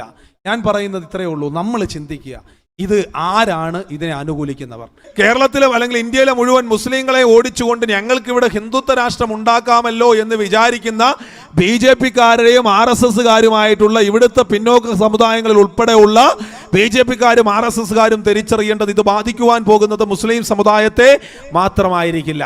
ഇന്ത്യയിൽ ആദ്യത്തെ കുടിയേറ്റക്കാരായിട്ടുള്ള ആര്യന്മാരെന്ന് പറയുന്ന ഇവരുടെ സോക്കോൾ ബ്രാഹ്മണിക്കൽ അജണ്ട നടപ്പിലാക്കാൻ പറ്റുന്നവരെ മാത്രമാണ് അവർ ഈ രാജ്യത്ത് ഹിന്ദുക്കളായിട്ട് അംഗീകരിക്കുന്നത്. അവിടെയാണ് ഞാൻ പറഞ്ഞത്, ഇപ്പൊ ഈ രാജ്യം അങ്ങ് ഹിന്ദു രാഷ്ട്രമായി പോകുമെന്ന് വിചാരിച്ച് കൈയടിക്കുന്ന പാവങ്ങൾ എന്താണ് BJPയുടെയും RSSന്റെയും സംഘപരിവാറിന്റെയും തത്വശാസ്ത്രങ്ങളെന്ന് തിരിച്ചറിയാതെ പോകുന്ന ശുദ്ധാത്മാക്കളായിട്ടുള്ള മനുഷ്യരാ. അവരൊരിക്കലും തിരിച്ചറിയുന്നില്ല. ഇവർ കാണുന്ന സ്വപ്നത്തിൽ ഇവരുടെ ഇന്ത്യയിൽ, ഇവരുടെ BJPയുടെയും RSSന്റെയും ഇന്ത്യയിൽ ഇവിടുത്തെ പിന്നോക്കക്കാരായിട്ടുള്ളവർ, എന്തിനു പറയുന്നു, നായർ സമുദായത്തിലുള്ളവരെ പോലും അവർ അംഗീകരിക്കില്ല. ഇവിടെ വന്നിട്ട് അമിത്ഷാ 2019 അവരുടെ പാർലമെന്റിന്റെ, നമ്മുടെ ഇന്ത്യ പാർലമെന്റിലേക്കുള്ള ഇലക്ഷന്റെ സമയത്ത് BJPയുടെ സംസ്ഥാന സമ്മേളനത്തിൽ വന്നിട്ട് പറഞ്ഞെന്താണെന്ന് അറിയാവോ? നമുക്ക് ഹിന്ദുക്കൾ മാത്രം കൂടെ പോരാ, പിന്നെ ആരെ വേണം? നമുക്ക് പിന്നോക്കക്കാരായിട്ടുള്ളവരെയും ദളിതന്മാരെയും ആദിവാസികളെയും വേണം. അതിൻ്റെ അർത്ഥം ആരാണ് ഹിന്ദു എന്ന് വളരെ കൃത്യമായിട്ട് ഇന്ത്യയിലെ പൊതുസമൂഹത്തിന്റെ മുമ്പിലേക്ക് അമിത്ഷാ എന്ന് പറയുന്ന BJPയുടെ ആഭ്യന്തരമന്ത്രി, നിങ്ങളുടെ മുൻ ദേശീയ അധ്യക്ഷൻ പറഞ്ഞിട്ട് പോയി. എന്നിട്ടും വീണ്ടും BJPയുടെ ഭാഗമാകാൻ നടക്കുന്നവരോട് എനിക്ക് പറയാനുള്ളത്, ആരിഫ് മുഹമ്മദ് ഖാൻ എന്നും അബ്ദുള്ള കുട്ടി എന്നും പറയുന്ന സ്വയം പ്രഖ്യാപിത ദേശീയ മുസ്ലിങ്ങൾ എന്ന് പറയുന്ന നാണം കെട്ടവരെക്കാൾ നാണക്കേടാണ്. എന്തൊരവസ്ഥയാണെന്ന് നമ്മൾ ചിന്തിച്ചു നോക്കണം. ഇവർ ഈ രാജ്യത്ത് അവരുടെ ഭയങ്കരമായ അജണ്ട നടപ്പിലാക്കാൻ പോവുക. അതിനു വേണ്ടിയിട്ടുള്ള ശ്രമങ്ങളാണ്. ഞാൻ ഒരു വശത്ത് ഈ പറഞ്ഞതുപോലെ അവരുടെ വോട്ട് ബാങ്ക് രാഷ്ട്രീയം, ഈ രാജ്യത്ത് വളരെ നിഷ്പക്ഷരായിട്ടുള്ള മനുഷ്യർക്കിടയിൽ പോലും ഇത് വെറും ഒരു മുസ്ലിം പ്രശ്നമായിട്ട് വരച്ചു കാട്ടുവാൻ വേണ്ടിയിട്ട് അവർക്ക് കഴിയുന്നു എന്നുള്ളിടത്താണ് പ്രശ്നം. ദിവസം ഒരു അച്ഛൻ സംസാരിച്ചത് നമ്മൾ കണ്ടതാണ്. കാപ്പിപ്പൊടി അച്ഛൻ എന്ന് പറഞ്ഞുകൊണ്ട് നമ്മളൊക്കെ ഇയാളുടെ തമാശ കണ്ട് ചിരിച്ചതാണ്. പക്ഷെ എല്ലാ തമാശയിലും ഞാൻ ചിരിക്കില്ല. കാരണം പല തമാശകൾക്കും സ്ത്രീവിരുദ്ധതയുടെ ലാഞ്ചന ഉണ്ടായിരുന്നു. ആ അച്ഛൻ പോലെ ഉള്ളവരെ, അച്ഛനെ പോലെയുള്ള ഒത്തിരി പേര് ഇപ്പോഴും വിചാരിച്ചിരിക്കുന്നത് ഇത് മുസ്ലിങ്ങളുടെ പ്രശ്നമാണെന്ന്. പക്ഷെ തിരിച്ചറിയേണ്ട ഒരു വലിയ യാഥാർത്ഥ്യമുണ്ട്. ഇവരെ സംബന്ധിച്ചിടത്തോളം ഇവരുടെ പുസ്തകങ്ങൾ ആരാ എഴുതിയിരിക്കുന്നത്? ഇവരുടെ പ്രധാനപ്പെട്ട എഴുത്തുകാർ അല്ലെങ്കിൽ ഇവരുടെ പുസ്തകങ്ങൾ, ഇവരുടെ ആത്മീയ ആചാര്യന്മാരെന്ന് പറഞ്ഞാൽ ഗോഡ്സെയും വി.ഡി. സവർക്കറിനെയും പോലെയുള്ളവർ, അല്ലെന്നുണ്ടെങ്കിൽ ഗോൾവർക്കറിനെ പോലെയുള്ളവരാ. MS ഗോൾവർക്കർ എന്ന് പറയുന്ന വ്യക്തി പണ്ട് ഇവിടെ നിന്ന് ജർമ്മനിയിൽ പോയിട്ട് ഹിറ്റ്ലറിന്റെ ഉന്മൂലന തത്വശാസ്ത്രം പഠിച്ചിട്ട് ഇവിടെ വന്ന് പുസ്തകങ്ങൾ എഴുതി. വിചാരധാര പോലെ we or our nationhood defined എന്ന് പറഞ്ഞ പുസ്തകം പോലെയുള്ള പുസ്തകങ്ങൾ എഴുതി. നമ്മളുടെ ദേശീയത നിർണ്ണയിക്കുമെന്ന് പറഞ്ഞെഴുതി. വിചാരധാര എഴുതി. അതിലൊക്കെ വളരെ കൃത്യമായിട്ട് അവർ പറഞ്ഞിരിക്കുന്നത് എന്താ? ഞങ്ങളുടെ ആദ്യത്തെ ശത്രുക്കൾ മുസ്ലിങ്ങളാണ്, രണ്ടാമത്തെ ശത്രുക്കൾ ആരാണ് എന്നുള്ളതാണ് അച്ഛൻ ഉൾപ്പെടെയുള്ളവർ മറന്നു പോകുന്നത്. അല്ലെങ്കിൽ കേരളത്തിൽ ഇപ്പോഴും ലവ് ജിഹാദ് ഉണ്ടെന്ന് പറയുന്ന സിനഡും സീറോ മലബാർ സഭയും മറന്നു പോകുന്നത് എന്താണെന്ന് ചോദിച്ചാൽ അവർ വളരെ കൃത്യമായിട്ട് പറയുന്നു, രണ്ടാമത്തെ ശത്രുക്കൾ ക്രിസ്ത്യാനികളാണ്, പിന്നത്തെ ശത്രുക്കളായിട്ടാണ് അവർ കമ്മ്യൂണിസ്റ്റുകാർ ഉൾപ്പെടെയുള്ളവരെ കാണുന്നത്. ഇപ്പോ ഇത് പറയുമ്പോൾ യഥാർത്ഥത്തിൽ മനസ്സിലാക്കേണ്ടത്, എന്നെ പോലെയുള്ളവർ, അല്ലെങ്കിൽ ഇപ്പൊ എൻ്റെ പേര് ഹിന്ദു നാമധാരിയാണ്, ഞാൻ കോൺഗ്രസ് പോലെയുള്ള രാഷ്ട്രീയ സംഘടനയുടെ ഭാഗമായി നിൽക്കുന്നവരാണ്. അപ്പൊ അതുകൊണ്ട് ഈ പറഞ്ഞ ഒരു കാറ്റഗറിയിലും എന്നെ സംബന്ധിച്ച് പേടിക്കേണ്ട ആവശ്യമില്ല. പക്ഷേ ഈ രാജ്യത്തെ സംബന്ധിച്ചിടത്തോളം ഈ രാജ്യത്തിനെ ബാധിക്കുന്ന, ഈ രാജ്യത്തിലെ ജനതയെ വിഭജിക്കുവാനുള്ള നിയമത്തിനെതിരെ അതിശക്തമായി പോരാടേണ്ടത് ഈ രാജ്യത്തെ ജനാധിപത്യ മതേതരത്വ ബോധമുള്ള ഓരോ പൗരന്റെയും ചുമതലയാണെന്ന് തിരിച്ചറിയുന്നത് കൊണ്ടാണ് നമ്മൾ ഇവിടെ കൂടിയിരിക്കുന്നതും നിരന്തരമായി RSSനും BJPക്കും എതിരെ പറയേണ്ടിയും വരുന്നത്. ഇവർ വളരെ കൃത്യമായിട്ട് അവരുടെ വംശശുദ്ധീകരണത്തിന്റെ രാഷ്ട്രീയം ഇന്ത്യയിൽ നടപ്പിലാക്കാൻ ശ്രമിക്കുക. അവരുടെ വംശശുദ്ധീകരണത്തിന്റെ രാഷ്ട്രീയത്തിൽ അവർക്ക് ഇത്രയും ആൾക്കാരുടെ ഒന്നും ആവശ്യമില്ല. അതുകൊണ്ടാണ് അമിത്ഷാ ഇടയ്ക്ക് അവരുടെ ഉള്ളിലെ രാഷ്ട്രീയത്തിൽ പറഞ്ഞൊരു വാചകം പുറത്തു വന്നു. അമിത്ഷാ പറഞ്ഞത് എന്താണെന്നറിയാവോ? ഇവിടെ ആധാർ കാർഡ് കൊണ്ടുപോയവന്മാർ 25 കോടി പേര് പുറത്തു പോകുമെന്ന് പറഞ്ഞപ്പോൾ അമിത്ഷാ പറഞ്ഞത് 100 കോടി പേര് പൗരത്വ രജിസ്റ്ററിൽ നിന്ന് പുറത്തു പോകുന്ന. അപ്പോൾ ഈ 100 കോടി പേര് ഹിന്ദുക്കൾ പോയി, ക്രിസ്ത്യാനികൾ പോയി, മുസ്ലിങ്ങൾ പോയി, ഇവിടുത്തെ പിന്നോക്ക ഹിന്ദുക്കൾ പോയി, ദളിതന്മാർ പോയി, ആദിവാസികൾ പോയി, ഇവിടെ BJPക്ക് വേണ്ടിയും RSSന് വേണ്ടിയും മുദ്രാവാക്യം വിളിക്കാൻ വേണ്ടി നടക്കുന്ന ഇവിടുത്തെ പാവപ്പെട്ടവന്മാരെ എല്ലാം പുറത്താക്കി അവസാനം ഞാനും എൻ്റെ ആളും മാത്രം മതി എന്ന് പറയുന്ന രാഷ്ട്രീയമാണ് ഇവിടെ BJPയും RSSും മുമ്പോട്ട് വയ്ക്കുന്നതെന്ന് തിരിച്ചറിയേണ്ട ഒരു സാഹചര്യമായതുള്ളത്. ഇവിടെ നമ്മൾ ഈ രാഷ്ട്രീയം പറയുമ്പോൾ നമ്മൾ ഇതിനോട് ചേർത്ത് നിൽക്കേണ്ട വേറെ 1-2 കാര്യം കൂടിയുണ്ട്. ഇവരെ സംബന്ധിച്ചിടത്തോളം ഇത് ഇവരുടെ അവസാനത്തെ പണിയുമല്ല, ആദ്യത്തെ പണിയുമല്ല. ഞാൻ നേരത്തെ പറഞ്ഞതുപോലെ സവർക്കറിനെ പോലെ, ഗോഡ്സെയെ പോലെ, അല്ലെങ്കിൽ ഗോൾവർക്കറിനെ പോലെയുള്ളവർ തുടങ്ങി വെച്ച അവരുടെ തത്വശാസ്ത്രത്തിന്റെ തുടർ പ്രവർത്തനമാണ് അവരിവിടെ നടത്തിക്കൊണ്ടിരിക്കുന്നത്. BJP അധികാരത്തിൽ വന്നിട്ട് തന്നെ എത്രയോ കാര്യങ്ങൾ, ബാബറി മസ്ജിദിൽ ഇന്ത്യയിലെ സുപ്രീം കോടതി പോലും നിഷ്പക്ഷമല്ല എന്ന്, അതിന്റെ പുറത്ത് ഇനി കോടതി ഇലക്ഷൻ വന്നാലും പ്രശ്നമില്ല. പക്ഷേ ഇന്ത്യയിലെ സുപ്രീം കോടതിയെ പോലും നിഷ്പക്ഷമല്ലാത്ത രീതിയിലേക്കാണ് ബാബറി മസ്ജിദ് വിധി വന്നത്. ആർട്ടിക്കിൾ 370 കാശ്മീരിന്റെ പ്രത്യേക ഭരണഘടനാ അനുമതി അവർ എടുത്തു കളഞ്ഞു. അവര് പ്രത്യേക ഭരണഘടനാ അനുമതി എടുത്തു കളഞ്ഞിട്ട് അവരെന്താ പറഞ്ഞത്? അവർ പറഞ്ഞത് ഇന്ത്യ രാജ്യത്തിലെ സംസ്ഥാനങ്ങളിലെല്ലാം ഇനി നമുക്ക് ഒറ്റ നിയമം മതി എന്നാ. ഇന്ത്യ രാജ്യത്തിലെ സംസ്ഥാനങ്ങളിൽ മുഴുവൻ ഒറ്റ നിയമം മതി എന്ന് പറഞ്ഞാൽ BJP RSSും ഡിസംബർ 10-ാം തീയതി വേറെ ഒരു ചെയ്ത് വെച്ചിട്ടുണ്ട്. അതിന്റെ പേര് ഇന്നർ ലൈൻ പെർമിറ്റ് എന്നാ. എന്താ ഇന്നർ ലൈൻ പെർമിറ്റ് എന്ന് ചോദിച്ചാൽ 1873 തൊട്ട് ഇന്ത്യയിലെ ബ്രിട്ടീഷുകാരുടെ ഭരണകാലഘട്ടം തൊട്ടേ അവർ 3 സംസ്ഥാനങ്ങളിൽ ഇന്നർ ലൈൻ പെർമിറ്റ് ഉണ്ടാക്കിയിട്ടുണ്ട്. അരുണാചൽ പ്രദേശ് ഉൾപ്പെടെയുള്ള 3 സംസ്ഥാനങ്ങളിൽ. അവിടുത്തെ അനിയന്ത്രിതമായിട്ടുള്ള ആ വിഭവങ്ങൾ കൊള്ളയടിക്കാതിരിക്കാൻ വേണ്ടി ആ സംസ്ഥാനത്ത് ചെല്ലുന്നവർ അനുമതി വാങ്ങിക്കണമെന്നാ. അത് വലിയൊരു കോംപ്ലിക്കേറ്റഡ് പ്രോസസ് ഒന്നുമല്ല. പക്ഷേ BJP ഉണ്ടാക്കി വെച്ചിരിക്കുന്ന ഇന്നർ ലൈൻ പെർമിറ്റ് മണിപ്പൂർ എന്ന് പറഞ്ഞ സംസ്ഥാനത്ത് നമ്മൾ ആരെങ്കിലും കടന്നു ചെല്ലണമെങ്കിൽ അവിടെ ആദ്യമായി കടന്നു ചെന്നത് കേന്ദ്രമന്ത്രി, BJPയുടെ കേന്ദ്രമന്ത്രിയാണെന്ന് പറഞ്ഞുകൊണ്ട് അയാൾ ഫേസ്ബുക്കിലും ട്വിറ്ററിലും പോസ്റ്റ് ഇട്ടിട്ടുണ്ടായിരുന്നു.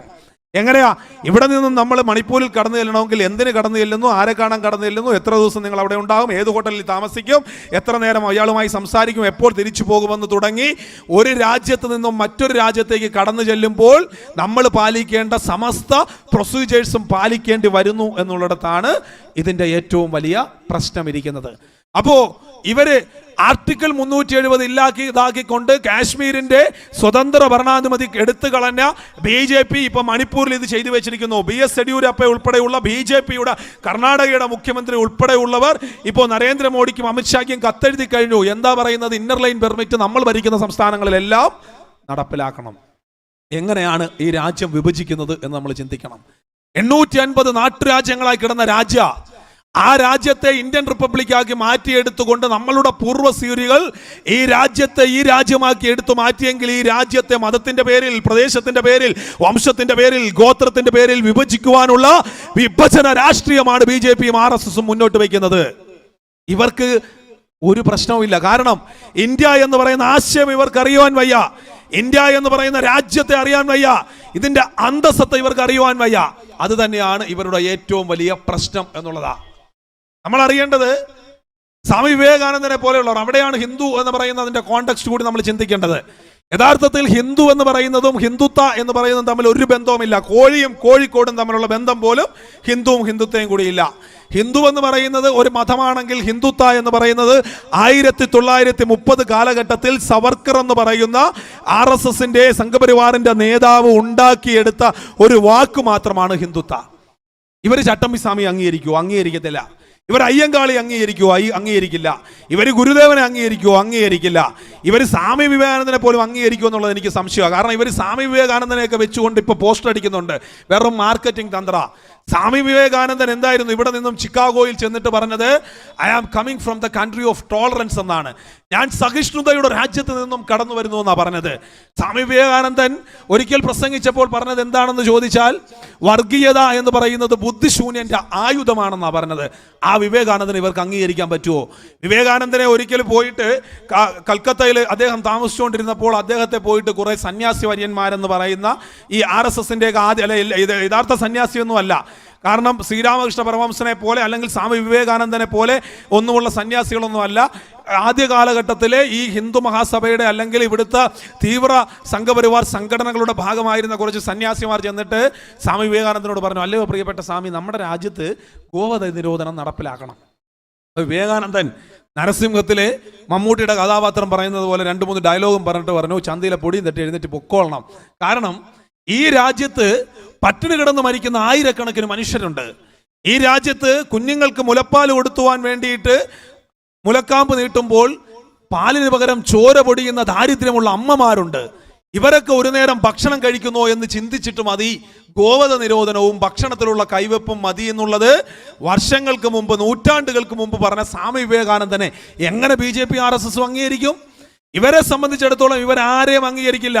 പക്ഷെ ഇവരുടെ മാർക്കറ്റിങ്ങിന് വേണ്ടി ആരെ വേണമെങ്കിലും ഉപയോഗിക്കും. അതുകൊണ്ടല്ലേ ഗാന്ധിജിയെ വെടിവെച്ച് കൊന്നവന്മാർ ഒരു ഉളുപ്പുമില്ലാതെ ഗാന്ധിയുടെ ഫോട്ടോ വെച്ചുകൊണ്ട് പോസ്റ്റർ അടിക്കുന്നത്? അതുകൊണ്ടല്ലേ RSSനെ ആദ്യമായി രാജ്യത്ത് നിരോധിച്ച സർദാർ വല്ലഭായ് പട്ടേലിന്റെ 3500 കോടിയുടെ പ്രതിമ ഉണ്ടാക്കുന്നത്? ഇവരുടെ വിഭജനത്തിന്റെ രാഷ്ട്രീയം അതിനിഗൂഢമാണ്, അതിതന്ത്രമാണ്. അത് തിരിച്ചറിയുവാൻ കഴിയുന്നിടത്താണ്. അങ്ങനെയാണെങ്കിൽ ഇവിടുത്തെ BJPയുടെ RSSന്റെയും പ്രിയപ്പെട്ട സഹോദരങ്ങളോട് പറയാനുള്ളത് ഇതാണ്. ഭഗവത്ഗീത പറയുന്നത് മനനം ചെയ്യുവാൻ കഴിവുള്ളവനാണ് മാനവനെന്ന. മനസ്സുകൊണ്ട് ചിന്തിക്കുവാനും ബുദ്ധി കൊണ്ട് ചിന്തിക്കാനും കഴിവുള്ളവനെയാണ് മനുഷ്യനെന്ന് വിളിക്കുമ്പോൾ ആ മനുഷ്യനാണെന്ന് തെളിയിക്കാനുള്ള അവസരമാണ് ഇവിടുത്തെ BJPയുടെയും RSSന്റെയും നമ്മുടെ നാട്ടിലെ സാധാരണക്കാരുടെ മുമ്പിൽ കടന്നു വന്നിരിക്കുന്നത്. അതുകൊണ്ടാണ് ഞാൻ പറഞ്ഞത് ഇതൊരു മുസ്ലിങ്ങളുടെ പ്രശ്നമല്ല, ഇത് ഇന്ത്യ രാജ്യത്തിന്റെ ഭരണഘടനയുടെ വിഷയമാണ്. എന്തുകൊണ്ടാണ് നരേന്ദ്രമോദി, എന്തുകൊണ്ടാണ് അമിത്ഷാ, എന്തുകൊണ്ടാണ് രാജ്നാഥ് സിംഗ്, എന്തുകൊണ്ടാണ് നിർമ്മല സീതാരാമൻ നിങ്ങളുടെ നേതാക്കന്മാർ വിദേശത്ത് പോകുമ്പോൾ, സിംഗപ്പൂരിൽ പോകുമ്പോൾ, ഓസ്ട്രേലിയയിൽ പോകുമ്പോൾ, അമേരിക്കയിൽ പോകുമ്പോൾ, ബ്രിട്ടനിൽ പോകുമ്പോൾ, വിദേശ രാജ്യങ്ങളിൽ പോകുമ്പോൾ ചുവന്ന പരവതാനി ഇട്ടുകൊണ്ട് BJPയുടെ നേതാക്കന്മാരെ അല്ല സ്വീകരിക്കുന്നത്, ഇന്ത്യയുടെ ഭരണാധികാരികളെയാ. എങ്ങനെയാണ് സ്വീകരിക്കുന്നത്? നിങ്ങൾ അറിയേണ്ടത് 850 നാട്ടുരാജ്യങ്ങളായി ചിതറിക്കിടന്ന് മാമാങ്കവും സതിയും അനുഷ്ഠിച്ച ശൈശവ വിവാഹം ഉണ്ടായിരുന്ന പഴയ ഇന്ത്യയുടെ ചിതറിത്തെറിച്ച നാട്ടുരാജ്യത്തിന്റെ രാജാക്കന്മാരെ അല്ല സ്വീകരിക്കുന്നത്. മറിച്ച് ഇന്ത്യ എന്ന് പറയുന്ന മതേതരത്വമുള്ള ജനാധിപത്യമുള്ള ഡോക്ടർ BR അംബേദ്കറിനെ പോലെയുള്ളവർ ഉണ്ടാക്കി വെച്ച ഭരണഘടനയിൽ ഇവിടുത്തെ നമ്മളുടെ ജവഹർലാൽ നെഹ്റു തൊട്ട് ഇങ്ങോട്ടുള്ള ഭരണാധികാരികൾ ഉണ്ടാക്കി വെച്ച ദീർഘവീക്ഷണമുള്ള ഭരണ സംവിധാനത്തിന്റെ പുറത്താണ്, ഇന്ത്യ എന്ന് പറയുന്ന അതിവിശാലമായിട്ടുള്ള ആശയത്തിന്റെ പുറത്താണ്.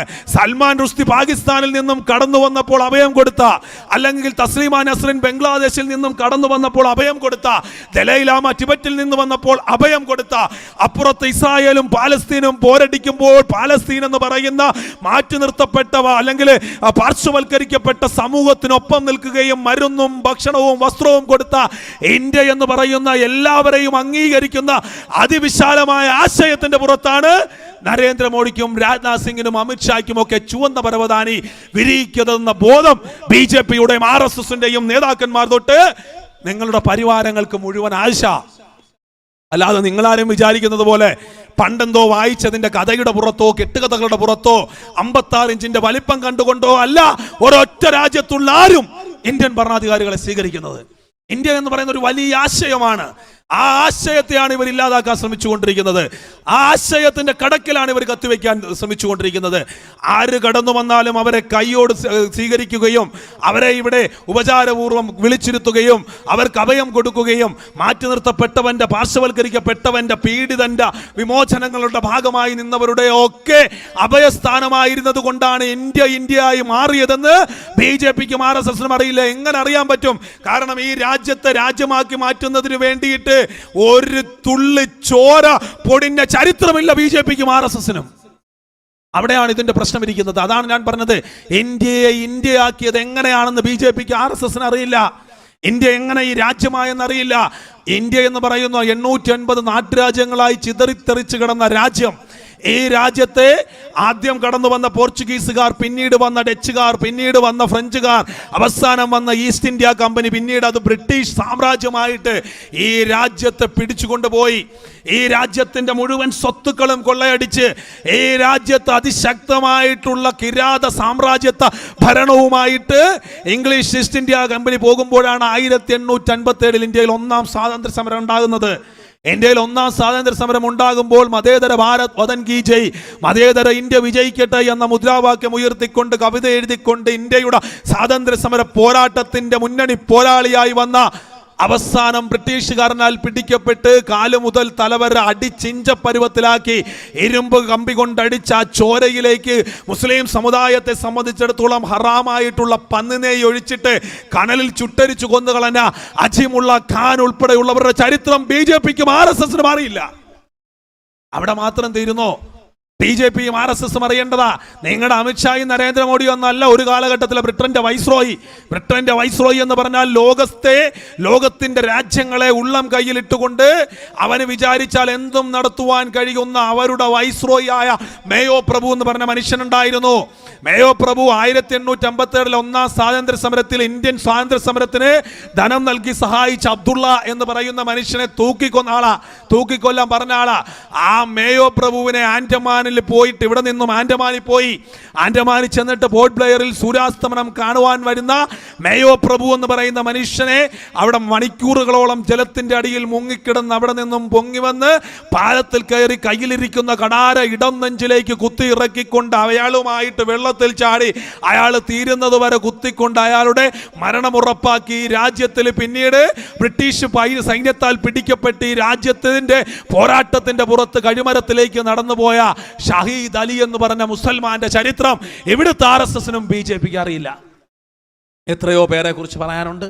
അഷാഖുള്ള ഖാൻ എന്ന് പറഞ്ഞ വിപ്ലവകാരി 1925 കാക്കോരി സംഭവം എന്ന് പറയുന്നത് ഒരു കാലഘട്ടത്തിൽ ഇന്ത്യൻ നാഷണൽ കോൺഗ്രസ്, ഇന്ത്യൻ ദേശീയ പ്രസ്ഥാനം ഉൾപ്പെടെയുള്ളവർ മിതവാദത്തിന്റെ രാഷ്ട്രീയം മുമ്പോട്ട് വെച്ചപ്പോൾ അവിടെ നിന്നും മാറി ലാലാ ലജ്പത് റായിയെയും ബിപിൻ ചന്ദ്രപാലിനെയും പോലെയുള്ള ബാലഗംഗാധര തിലകനെ പോലെയുള്ളവരുടെ തീവ്രവാദം എന്ന ആശയത്തിൽ ആകൃഷ്ടരായിക്കൊണ്ട് ചന്ദ്രശേഖർ ആസാദിനെ പോലെയുള്ള, അഷാഖുള്ള ഖാനെ പോലെയുള്ള ചെറുപ്പക്കാർ 1925 ബ്രിട്ടീഷുകാരൻ്റെ തീവണ്ടി ആയുധങ്ങളും അവരുടെ പണവുമായി കടന്നു വരുമ്പോൾ തടഞ്ഞു നിർത്തി അതിൽ നിന്ന് പണവും ആയുധവും എടുത്തുമാറ്റി ഇന്ത്യൻ സ്വാതന്ത്ര്യ സമരത്തിന്റെ മുതൽക്കൂട്ടാക്കാൻ വേണ്ടി ശ്രമിച്ചതിന്റെ പുറത്ത് അഷാഖുള്ള ഖാൻ എന്ന് പറഞ്ഞ ചെറുപ്പക്കാരനെ ബ്രിട്ടീഷുകാരൻ പിടിച്ചുകൊണ്ടുപോയി തൂക്കിക്കൊന്നതിന്റെ ചരിത്രം ഇവിടുത്തെ BJPക്കും RSSനും അറിയാൻ പറ്റില്ല. ഞാൻ ഉൾപ്പെടെയുള്ളവർ സംസാരിക്കുമ്പോൾ അവസാനം നമ്മൾ പറയുന്നതുണ്ട് ജയ് ഹിന്ദ്, ഹിന്ദുസ്ഥാൻ വിജയിക്കട്ടെ എന്ന് പറഞ്ഞത്, ജയ് ഹിന്ദ് എന്ന് പറഞ്ഞ മുദ്രാവാക്യം ഈ രാജ്യത്തിന് വിളിച്ചു കൊടുത്തത് നേതാജി സുഭാഷ് ചന്ദ്രബോസിനൊപ്പം ഇന്ത്യൻ നാഷണൽ ആർമിയുടെ പോരാട്ടത്തിൽ ഈ രാജ്യത്ത് തൊണ്ട പൊട്ടി വിളിച്ചത് ആബിദ് ഹസൻ സഫ്രാനി എന്ന് പറഞ്ഞ മുസൽമാനായിരുന്നു. ചരിത്ര ഇൻകുലാബ് സിന്ദാബാദ്, വിവാ റവല്യൂഷൻ, വിപ്ലവം വിജയിക്കട്ടെ എന്ന് ഈ രാജ്യത്തിനോട് വിളിച്ചു പറഞ്ഞത് ഹസ്രത്ത് മുഹാനി എന്ന് പറഞ്ഞ മുസൽമാനായിരുന്നു. ചരിത്ര സാരേ ജഹാം സെ അച്ഛാ ഹിന്ദുസ്ഥാൻ ഹമാര എന്ന അല്ലാമ മുഹമ്മദ് ഇക്ബാൽ എഴുതിയത്. അല്ലാതെ സാരേ ജഹാം സെ അച്ഛാ പാകിസ്ഥാൻ ഹമാര എന്നല്ല എഴുതിയതെന്നുള്ള സാമാന്യ ബോധം RSSനും BJPക്കും ഉണ്ടായിരിക്കണം. 1942 ഓഗസ്റ്റ് 9-ാം തീയതി 1942 ഓഗസ്റ്റ് 9-ാം തീയതി ഇന്ത്യ രാജ്യം കിറ്റ് ഇന്ത്യ എന്ന് പറഞ്ഞു. ആരോട് പറഞ്ഞു? ബ്രിട്ടീഷുകാരനോട് പറഞ്ഞു. ബ്രിട്ടീഷുകാരനോട് ഇന്ത്യ രാജ്യം കിറ്റ് ഇന്ത്യ എന്ന് പറഞ്ഞപ്പോൾ, അയ്യോ കിറ്റ് ഇന്ത്യ എന്ന് പറഞ്ഞ് ബ്രിട്ടീഷുകാരൻ പോയാൽ ആര് ഭരിക്കും? ന്യൂനപക്ഷക്കാരൻ ഇന്ത്യ ഭരിക്കും, ദളിതനും ആദിവാസിയും പിന്നോക്കക്കാരനും ഇന്ത്യ ഭരിക്കും. വരേണ്യ രക്തമുള്ള ആര്യ രക്തമുള്ള ഞങ്ങളുടെ പൂർവികരായിട്ടുള്ള ബ്രിട്ടീഷുകാരാ നിങ്ങൾ ഇവിടെ നിന്ന് പോകണ്ട എന്ന് പറഞ്ഞുകൊണ്ട് കത്തെഴുതിയ ചരിത്രമാണ് BJPക്കും RSSനും ഉള്ളത്. ആ കാലഘട്ടത്തിൽ ഇന്ത്യയിൽ നിന്നുകൊണ്ട് സൈമൺ കമ്മീഷൻ ഗോ ബാക്ക് എന്നും കിറ്റ് ഇന്ത്യ എന്നും ഇന്ത്യ രാജ്യത്ത് വിളിച്ചു പറഞ്ഞത് യൂസഫ് മെഹർ അലി എന്ന് പറഞ്ഞ മുസൽമാനാ. ചരിത്ര പറയുന്നത് ഒരു നാസർ അല്ല പറയുന്നത്, നൗഷാദ് അല്ല, കാർത്തിക് എന്ന് പറഞ്ഞ ഞാൻ പറയുക. ഇത് ചരിത്ര പഠിക്കേണ്ടതാണോ ചരിത്രം? ഈ ചരിത്രമൊക്കെ പറയുമ്പോൾ ഇവർക്ക് ഭയങ്കര അസ്വസ്ഥതയാണ്. കാരണം ഇവിടുത്തെ BJP RSSനെ സംബന്ധിച്ചിടത്തോളം ഗാന്ധി എന്ന് പറയുന്ന, നെഹ്റു എന്ന് പറയുന്ന നാമം കേൾക്കുന്നതിനേക്കാൾ ഇപ്പം അസ്വസ്ഥത ഇന്ത്യൻ സ്വാതന്ത്ര്യ സമരമാണ്. കാരണം ഈ പൗരത്വ ഭേദഗതി നിയമം ഇവർ കൊണ്ടുവന്നപ്പോൾ ആ ദിവസം തൊട്ട് ഇവർ അനുഭവിക്കുന്ന ഒരു പ്രശ്നം, ഇവരുടെ ചരിത്രം ജനങ്ങൾ കുത്തി പുറത്തിട്ടോണ്ടിരിക്കുക. കൊച്ചു കുട്ടികൾ വരെ ഇപ്പോൾ വിളിച്ചോണ്ടിരിക്കുക മുദ്രാവാക്യം. കൊച്ചു കുട്ടികൾ വരെ ചരിത്രം പറഞ്ഞുകൊണ്ടിരിക്കുക. നിസ്സാരമായിട്ടല്ല നമ്മൾ കാണേണ്ടത്. ഞാൻ അതാണ് പറഞ്ഞത്. ഇന്ത്യൻ സ്വാതന്ത്ര്യ സമര പോരാട്ടത്തിന്റെ 22 വർഷം ഇവിടെ RSS ഉണ്ടായിരുന്നു. ഇവരെന്ത് ചെയ്തു? ഒന്നാം സ്വാതന്ത്ര്യ സമരം 1857 ഒന്നാം സ്വാതന്ത്ര്യ സമരത്തിന് ഇങ്ങോട്ട് വരുമ്പോൾ 1909, 10, 11 കാലഘട്ടം തൊട്ട് ഇങ്ങോട്ടുള്ള കാലഘട്ടത്തിലൊക്കെ സവർക്കറിനെ പോലെയുള്ളവർ, VD സവർക്കറൊക്കെ കോൺഗ്രസ് രാഷ്ട്രീയത്തിന്റെ ഭാഗമായിരുന്നു. അയാളെ ജയിലിൽ പിടിച്ചു കഴിഞ്ഞപ്പോൾ അയാൾ പാർട്ടി മാറിയത്. അന്ന് ഇയാള് സ്വാതന്ത്ര്യ സമരത്തിന്റെ ആദ്യ കാലഘട്ടങ്ങളിൽ ഇയാൾ എഴുതിയൊരു പുസ്തകമുണ്ട്, 1857 ഇന്ത്യസ് ഫസ്റ്റ് ഫ്രീഡം സ്ട്രഗിൾ എന്ന. 1857 ഒന്നാം സ്വാതന്ത്ര്യ സമരം എന്ന പേരിൽ സവർക്കർ എഴുതിയ പുസ്തകത്തിൽ അദ്ദേഹം പറയുന്നുണ്ട്, ഇന്ത്യ രാജ്യത്തിന്റെ വിഭജന രാഷ്ട്രീയത്തിനപ്പുറത്ത് ഇന്ത്യയിൽ ഒരു പ്രസ്ഥാനം ഉണ്ടാകണമെന്നും അതിന് രാഷ്ട്രീയം ഉണ്ടാകണമെന്നും ആ രാഷ്ട്രീയ പ്രസ്ഥാനത്തിന് ഇന്ത്യൻ സ്വാതന്ത്ര്യ സമരത്തിലേക്ക് നയിക്കാൻ പറ്റുള്ളൂ എന്നും അദ്ദേഹം ആ പുസ്തകത്തിൽ എഴുതിയിട്ടുണ്ട്. അതിൽ ഏറ്റവും സുപ്രധാനമായിട്ട് അദ്ദേഹം എഴുതിയിട്ടുള്ളത്, ഇന്ത്യയെ ഇന്ത്യയാക്കി മാറ്റുന്ന സ്വാതന്ത്ര്യ സമര പോരാട്ടത്തിന്റെ നാഴികക്കല്ലായ ഒന്നാം സ്വാതന്ത്ര്യ സമരത്തിൽ ഈ രാജ്യത്ത് 10,000-കണക്കിന് മനുഷ്യർ രക്തസാക്ഷികളായപ്പോൾ ആ മരണപ്പെട്ടതിൽ 75%, മുക്കാൽ ഭാഗത്തിലേറെ പേര് മുസ്ലിം നാമധാരികളായ ഭാരതീയരായിരുന്നു എന്ന് എഴുതി വെച്ചിരിക്കുന്നത് സവർക്കറാണെന്ന ചരിത്രം കൂടി ഇവിടുത്തെ BJP RSS അറിയണം. ഞങ്ങളൊക്കെ പറഞ്ഞാലല്ലേ നിങ്ങൾക്ക് വിശ്വസിക്കാതിരിക്കാൻ പറ്റൂ. സവർക്കർ എഴുതി വെച്ചിട്ടുണ്ട്. അതിന് ഇങ്ങോട്ടുള്ള കാലഘട്ടത്തിൽ അതാണ് ഞാൻ പറഞ്ഞത്, സവർക്കർ പിന്നീട് അറസ്റ്റ് ചെയ്യപ്പെട്ടു. 1 കഴിഞ്ഞു, 2 കഴിഞ്ഞു, 3 കഴിഞ്ഞു, 4 കഴിഞ്ഞു, 5 വട്ടം മാപ്പെഴുതി. 5ാമത്തെ മാപ്പിലും അതിന് തീവ്രത ഇല്ലാത്തത് കൊണ്ട് ബ്രിട്ടീഷ് രാജ്ഞി തിരിച്ചയച്ചു. 6ാമത്തെ മാപ്പെഴുതി സവർക്കർ. എന്തെന്നാ എഴുതിയത്? 6ാമത്തെ മാപ്പിൽ പറഞ്ഞു, എന്നെ നിങ്ങൾ ഇവിടെ നിന്നും വിട്ടാൽ ഞാൻ നിങ്ങളുടെ വിധേയത്വമുള്ള അടിമയായിരിക്കും. ഞാൻ മാത്രമല്ല, എൻ്റെ രാഷ്ട്രീയ പ്രസ്ഥാനവും എൻ്റെ മുഴുവൻ സംവിധാനങ്ങളും ബ്രിട്ടീഷ് സാമ്രാജ്യത്വത്തിന്റെ ഇന്ത്യയിലെ നിലനിൽപ്പിന് വേണ്ടി പോരടിക്കുമെന്ന് പറഞ്ഞ ചരിത്രമാണ് BJPക്ക് RSSനുള്ളത്. സവർക്കർ മാത്രമല്ല, ഗോൾവർക്കർ എഴുതിയിട്ടുണ്ട് മാപ്പ്. നിങ്ങളുടെ വാജ്പേയി എഴുതിയിട്ടുണ്ട് മാപ്പ്. 1 അല്ല 3 തവണ മാപ്പ് എഴുതിയതിന്റെ ചരിത്രമുണ്ട് അടൽ ബിഹാരി വാജ്പേയിക്ക്. ഇതൊക്കെ പറയുമ്പോൾ അസ്വസ്ഥമൊന്നും തോന്നിയിട്ട് കാര്യമില്ല. ഇന്ത്യൻ സ്വാതന്ത്ര്യ സമരത്തിൽ നിങ്ങൾ പങ്കെടുത്തില്ല. ഇന്ത്യൻ സ്വാതന്ത്ര്യ സമരത്തെ ഒറ്റുകൊടുക്കാൻ വേണ്ടിയുള്ള ശ്രമങ്ങൾ നടത്തി. ഇന്ത്യൻ സ്വാതന്ത്ര്യ സമരത്തിൽ നിങ്ങൾക്ക് രക്തസാക്ഷികളില്ല. ഇന്ത്യൻ സ്വാതന്ത്ര്യ സമരത്തിൽ നിങ്ങൾ രക്തം പൊടില്ല, ജയിൽവാസം അനുഷ്ഠിച്ചിട്ടില്ല. നിങ്ങൾ ചെയ്ത എന്താണ്?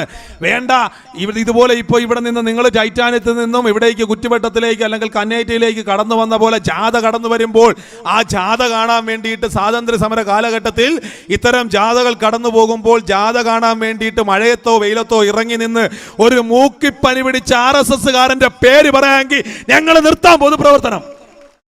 ഒരു ചരിത്രം ഇവർക്ക് പറയാനില്ല. ഇവർ ഇന്ത്യൻ സ്വാതന്ത്ര്യ സമരം എന്ന് പറയുന്ന വാക്കിനെ പോലും അങ്ങേയറ്റം ഭയപ്പെട്ടുകൊണ്ടിരിക്കുക. എല്ലാം കഴിഞ്ഞ് രാജ്യം സ്വതന്ത്രമായി ഇവരെന്താ പറഞ്ഞത്? രാജ്യം സ്വതന്ത്രമായി കഴിഞ്ഞപ്പോൾ 3 വർഷക്കാലം എടുത്തിട്ട് നിങ്ങൾക്കറിയോ ഇന്ത്യൻ ഭരണഘടന ഉണ്ടാക്കിയെടുക്കുന്നത്? എത്രയോ രാജ്യങ്ങളുടെ ആശയമായിട്ട് ചർച്ച ചെയ്യപ്പെട്ടു. അതിനെ ഇന്ത്യൻ കോണ്ടെക്സ്റ്റിലേക്ക് കൺവെർട്ട് ചെയ്യപ്പെട്ടു. ആദ്യം നമ്മളുടെ രാജ്യത്തിലെ ഭരണഘടനയായിട്ട് ബന്ധപ്പെട്ട ചർച്ചയിൽ പറഞ്ഞത് in the name of God എന്ന് എഴുതാന്ന, പ്രിയാമ്പിൾ അങ്ങനെ തുടങ്ങാവുന്ന. അപ്പൊ in the name of God, ദൈവത്തിന്റെ നാമത്തിൽ എന്ന് പറയുമ്പോൾ ദൈവവിശ്വാസികളല്ലാത്ത ഒത്തിരി മനുഷ്യന്മാർ അന്നും ഇന്നും ഇന്ത്യയിൽ ജീവിക്കുന്നുണ്ട്. അവരെ കൂടി ഉൾക്കൊള്ളിക്കുന്ന ജനാധിപത്യം. അങ്ങനെ ആ മനുഷ്യരെ കൂടി ഉൾക്കൊള്ളിക്കണം എന്നുള്ളത് കൊണ്ട് വേ ദ പീപ്പിൾ ഓഫ് ഇന്ത്യ എന്ന് പറഞ്ഞുകൊണ്ട് തുടങ്ങുന്ന രീതിയിലാണ് ഇന്ത്യയുടെ പ്രിയാമ്പിൾ പോലും ഉണ്ടാക്കി വെച്ചിരിക്കുന്നത്. അപ്പൊ എത്രയോ മഹത്തായിട്ടുള്ള ആശയമാണ്, എത്രയോ മഹത്തായ ഭരണഘടനയാണെന്ന് നമ്മൾ അറിയണം. അന്ന് ഈ ഭരണഘടന ഡോക്ടർ BR അംബേദ്കറിന്റെ നേതൃത്വത്തിൽ രാജേന്ദ്ര പ്രസാദിന്റെയും നെഹ്റുവിന്റെയും അല്ലെങ്കിൽ എല്ലാവരുടെയും അഭിപ്രായങ്ങളെ സ്വരുക്കൂട്ടിക്കൊണ്ട് ഇന്ത്യയിൽ കോൺസ്റ്റിറ്റ്യൂഷൻ വരുന്ന കാലഘട്ടത്തിൽ, അല്ലെങ്കിൽ ഇന്ത്യയിൽ കോൺസ്റ്റിറ്റ്യൂഷൻ വന്ന് 1951-52 ഇന്ത്യയിലെ ഒന്നാം ഇലക്ഷനും ഒക്കെ കഴിഞ്ഞ് രാജ്യം മുന്നോട്ട് പോകാൻ പോകുമ്പോൾ ഇവരുടെ നേതാക്കന്മാർ, ഗോൾവർക്കറിനെ പോലെയുള്ളവർ, അല്ലെങ്കിൽ അതിനിപ്പുറത്തോട്ട് വരുന്ന, നിങ്ങളൊക്കെ ഇപ്പൊ പഞ്ചായത്ത് മെമ്പർമാരൊക്കെ ഉണ്ടെങ്കിൽ കേൾക്കുന്നുണ്ടാവും, ദീനദയാൽ എന്ന് പറയുന്ന ഒരാളുടെ പേര് കേൾക്കുന്നുണ്ടാവും, ദീനദയാൽ ഉപാധ്യായ. ഇവരെ പോലെയുള്ളവർ എന്താ പറഞ്ഞത്? ഇവരെ പോലുള്ളവർ പറഞ്ഞത് അംബേദ്കർ ദളിതനാ. ആലോചിക്കേണ്ടതാണ്. ഇവിടുത്തെ BJPക്കും RSSനും മുദ്രാവാക്യം വിളിക്കുന്ന പിന്നോക്ക ഹിന്ദുക്കളായിട്ടുള്ളവർ തിരിച്ചറിയേണ്ടതാ. അവരെന്ന് പറഞ്ഞത് അംബേദ്കർ ദളിതനെ അംഗീകരിക്കാൻ പറ്റില്ല. ദളിതനായിട്ടുള്ള അംബേദ്കർ എഴുതിയ ഭരണഘടന ഈ രാജ്യത്ത് നടപ്പിലാക്കാൻ പറ്റില്ലെന്നും, ഈ രാജ്യത്ത് മനുസ്മൃതി നടപ്പിലാക്കിയാൽ മതിയെന്നും, മതേതരത്വമെന്നും ജനാധിപത്യമെന്നും സോഷ്യലിസവും എന്നും പറയുന്നത് കാപട്യാണെന്നും പറഞ്ഞ ചരിത്രമാണ് BJPക്ക് RSSനുള്ളത്. എന്തിനേറെ പറയുന്നു, എന്നാണ് ഞങ്ങൾ വെല്ലുവിളിച്ചോണ്ട് ചോദിക്കുക, എന്നാണോ RSSന്റെ ആസ്ഥാനത്ത് നിങ്ങൾ ഈ മൂവർണ്ണ കൊടി ഉയർത്തിയത്? നിങ്ങൾ ഉയർത്തിയിട്ടില്ല. നിങ്ങൾ ഇന്ത്യൻ സ്വാതന്ത്ര്യ ദിനത്തിൽ പോലും കാവിക്കൊടി ഉയർത്തിയ ചരിത്രം നിങ്ങൾക്കുള്ളത്. പറയുമ്പോൾ അസ്വസ്ഥ തോന്നിയിട്ട് കാര്യമില്ല. ഞാൻ അതാ പറഞ്ഞത്, ചരിത്രം പറയുന്നവനെ വെടിവെച്ച് കൊല്ലുമെന്നാണ് ഇവരിപ്പോൾ പറഞ്ഞുകൊണ്ടിരിക്കുന്നത്. ചരിത്രം ഇവരെ വല്ലാണ്ട് അസ്വസ്ഥരാക്കുന്നുണ്ട്. ജനഗണമന അതിനായക ചെയ്യുക എന്ന് നമ്മളെല്ലാവരും ചൊല്ലുന്നതാണ്, നമ്മളുടെ ദേശീയ ഗാനമാണ്. ടാഗോർ എഴുതിയതാ. ടാഗോർ ഇവർക്ക് ഒരിക്കലും ഇഷ്ടമല്ല, കാരണം ടാഗോർ അമിത ദേശീയത ഉൾപ്പെടെയുള്ളതിനെ എതിർത്ത ആളാ. രവീന്ദ്രനാഥ് ടാഗോർ എഴുതിയ ജനഗണമനയിൽ എന്ത് വാക്കുണ്ട്? പഞ്ചാബ് എന്നും സിന്ധ് എന്നും ഉണ്ട്. പഞ്ചാബ് എന്ന് പറഞ്ഞാൽ പാക് ഒക്യുപ്പൈഡ് കാശ്മീരിലുള്ള പഞ്ചാബാണെന്നും, സിന്ധ് എന്ന് പറഞ്ഞാൽ പാകിസ്ഥാനാണെന്നും, അതുകൊണ്ട് ഞങ്ങൾ ദേശീയ ഗാനം അംഗീകരിക്കില്ല എന്ന് പറഞ്ഞവരാ BJPക്കാര്. നിങ്ങൾ എന്നാ 2014 നരേന്ദ്രമോദി അധികാരത്തിൽ വന്നു കഴിഞ്ഞപ്പോഴാണ് ജനഗണമനയ്ക്ക് മാർക്കറ്റ് ഉണ്ടെന്ന് മനസ്സിലാക്കിക്കൊണ്ട് ഇന്ത്യൻ ദേശീയതയിലേക്ക്, ദേശീയ ഗാനത്തെ പോലും അംഗീകരിക്കേണ്ട അവസ്ഥയിലേക്ക് BJPയും RSSും വന്നത്. അവസാനം എന്താ പറയുന്നത്, തിയേറ്ററിന്റെ മുമ്പിൽ, വെറും വൃത്തികെട്ട സിനിമ ഓടുന്ന തിയേറ്ററുകളുടെ മുമ്പിൽ പോലും നമ്മളുടെ അഭിമാനമായ ദേശീയ ഗാനത്തെ ഇട്ട് അപമാനിക്കുന്ന തരത്തിലേക്ക് BJPയുടെ RSSന്റെ രാഷ്ട്രീയം പോയത്. ഇതിപ്പോ പറഞ്ഞില്ലെങ്കിൽ പിന്നെ എപ്പോ പറയാനാ? ഞാനെന്താ പറഞ്ഞത്, ഇത് പറഞ്ഞുകൊണ്ട് തന്നെ ഇരിക്കും. ഇത് നിരന്തരം നമ്മൾ പറയും. ഇതൊരു വലിയ പോരാട്ടമാണ്. ജാമിയയിലും അലിഗഡിലും JNUവിലും IITകളിലും സെൻട്രൽ യൂണിവേഴ്സിറ്റികളിലും അസാമിലെയും ബംഗാളിലെയും കേരളത്തിൻ്റെയും തെരുവോരങ്ങളിലും പൊതുവീഥികളിലും നടന്നുകൊണ്ടിരിക്കുന്ന ഈ സമരം, നൂറുകണക്കിന് ചെറുപ്പക്കാർ നേതൃത്വം കൊടുക്കുന്ന ഈ സമരം, മതങ്ങളുടെ അപ്പുറത്ത്, ജാതികളുടെ അപ്പുറത്ത്, രാഷ്ട്രീയത്തിന് ഒക്കെ മുകളിൽ നിന്നുകൊണ്ട് നമ്മൾ നടത്തുന്ന ഈ സമരം നമ്മൾ ഇനിയും മുന്നോട്ട് പോകും. ഇത് മനുസ്മൃതിയും ഭരണഘടനയും തമ്മിലുള്ള സമരമാണ്. ഇത് ഗോഡ്സെയും ഗാന്ധിയും തമ്മിലുള്ള സമരമാണ്. ഇത് ഹിംസയും അഹിംസയും തമ്മിലുള്ള സമരമാണ്. ഈ സമരത്തിൽ ആത്യന്തികമായി ഭരണഘടനയ്ക്ക് വിജയിച്ചേ പറ്റൂ, മനുഷ്യത്വത്തിന് വിജയിച്ചേ പറ്റൂ. തടങ്കൽ പാളയത്തിലേക്ക് പോകുവാൻ നമുക്കാർക്കും കഴിയില്ല. അച്ഛൻ ഒരു തടങ്കൽ പാളയത്തിലും അമ്മ ഒരു തടങ്കൽ പാളയത്തിലും മക്കൾ ജുവനൈൽ ഹോമിലും പോകുന്ന മനുഷ്യത്വത്തെ വിഭജിക്കുന്ന രാഷ്ട്രീയത്തോട് ചേർന്ന് നിൽക്കാൻ പറ്റില്ല. അതുകൊണ്ട് ഞാൻ അവസാനിപ്പിക്കുകയാണ്. ഈ സമരത്തിൽ ഇനിയും നമ്മൾ മുന്നോട്ട് പോകണം. ഇനിയും നിരന്തരം രാഷ്ട്രീയം പറഞ്ഞുകൊണ്ടേയിരിക്കണം. അതിന് നമുക്കെല്ലാവർക്കും ഊർജ്ജമുണ്ടാകട്ടെ എന്ന് മാത്രം പറഞ്ഞുകൊണ്ട് ഇന്ന് ഈ പരിപാടി സംഘടിപ്പിച്ച, എന്നെ ക്ഷണിച്ച മുഴുവൻ പേർക്കും, ഇതിന്റെ ഭാരവാഹികൾക്ക് ഹൃദയപരമായിട്ടുള്ള നന്ദി രേഖപ്പെടുത്തിക്കൊണ്ട്, അഭിവാദ്യങ്ങൾ രേഖപ്പെടുത്തിക്കൊണ്ട് ഈ സമരപരിപാടി ഉദ്ഘാടനം ചെയ്തതായി അറിയിച്ചുകൊണ്ട് നിർത്തുന്നു. നന്ദി.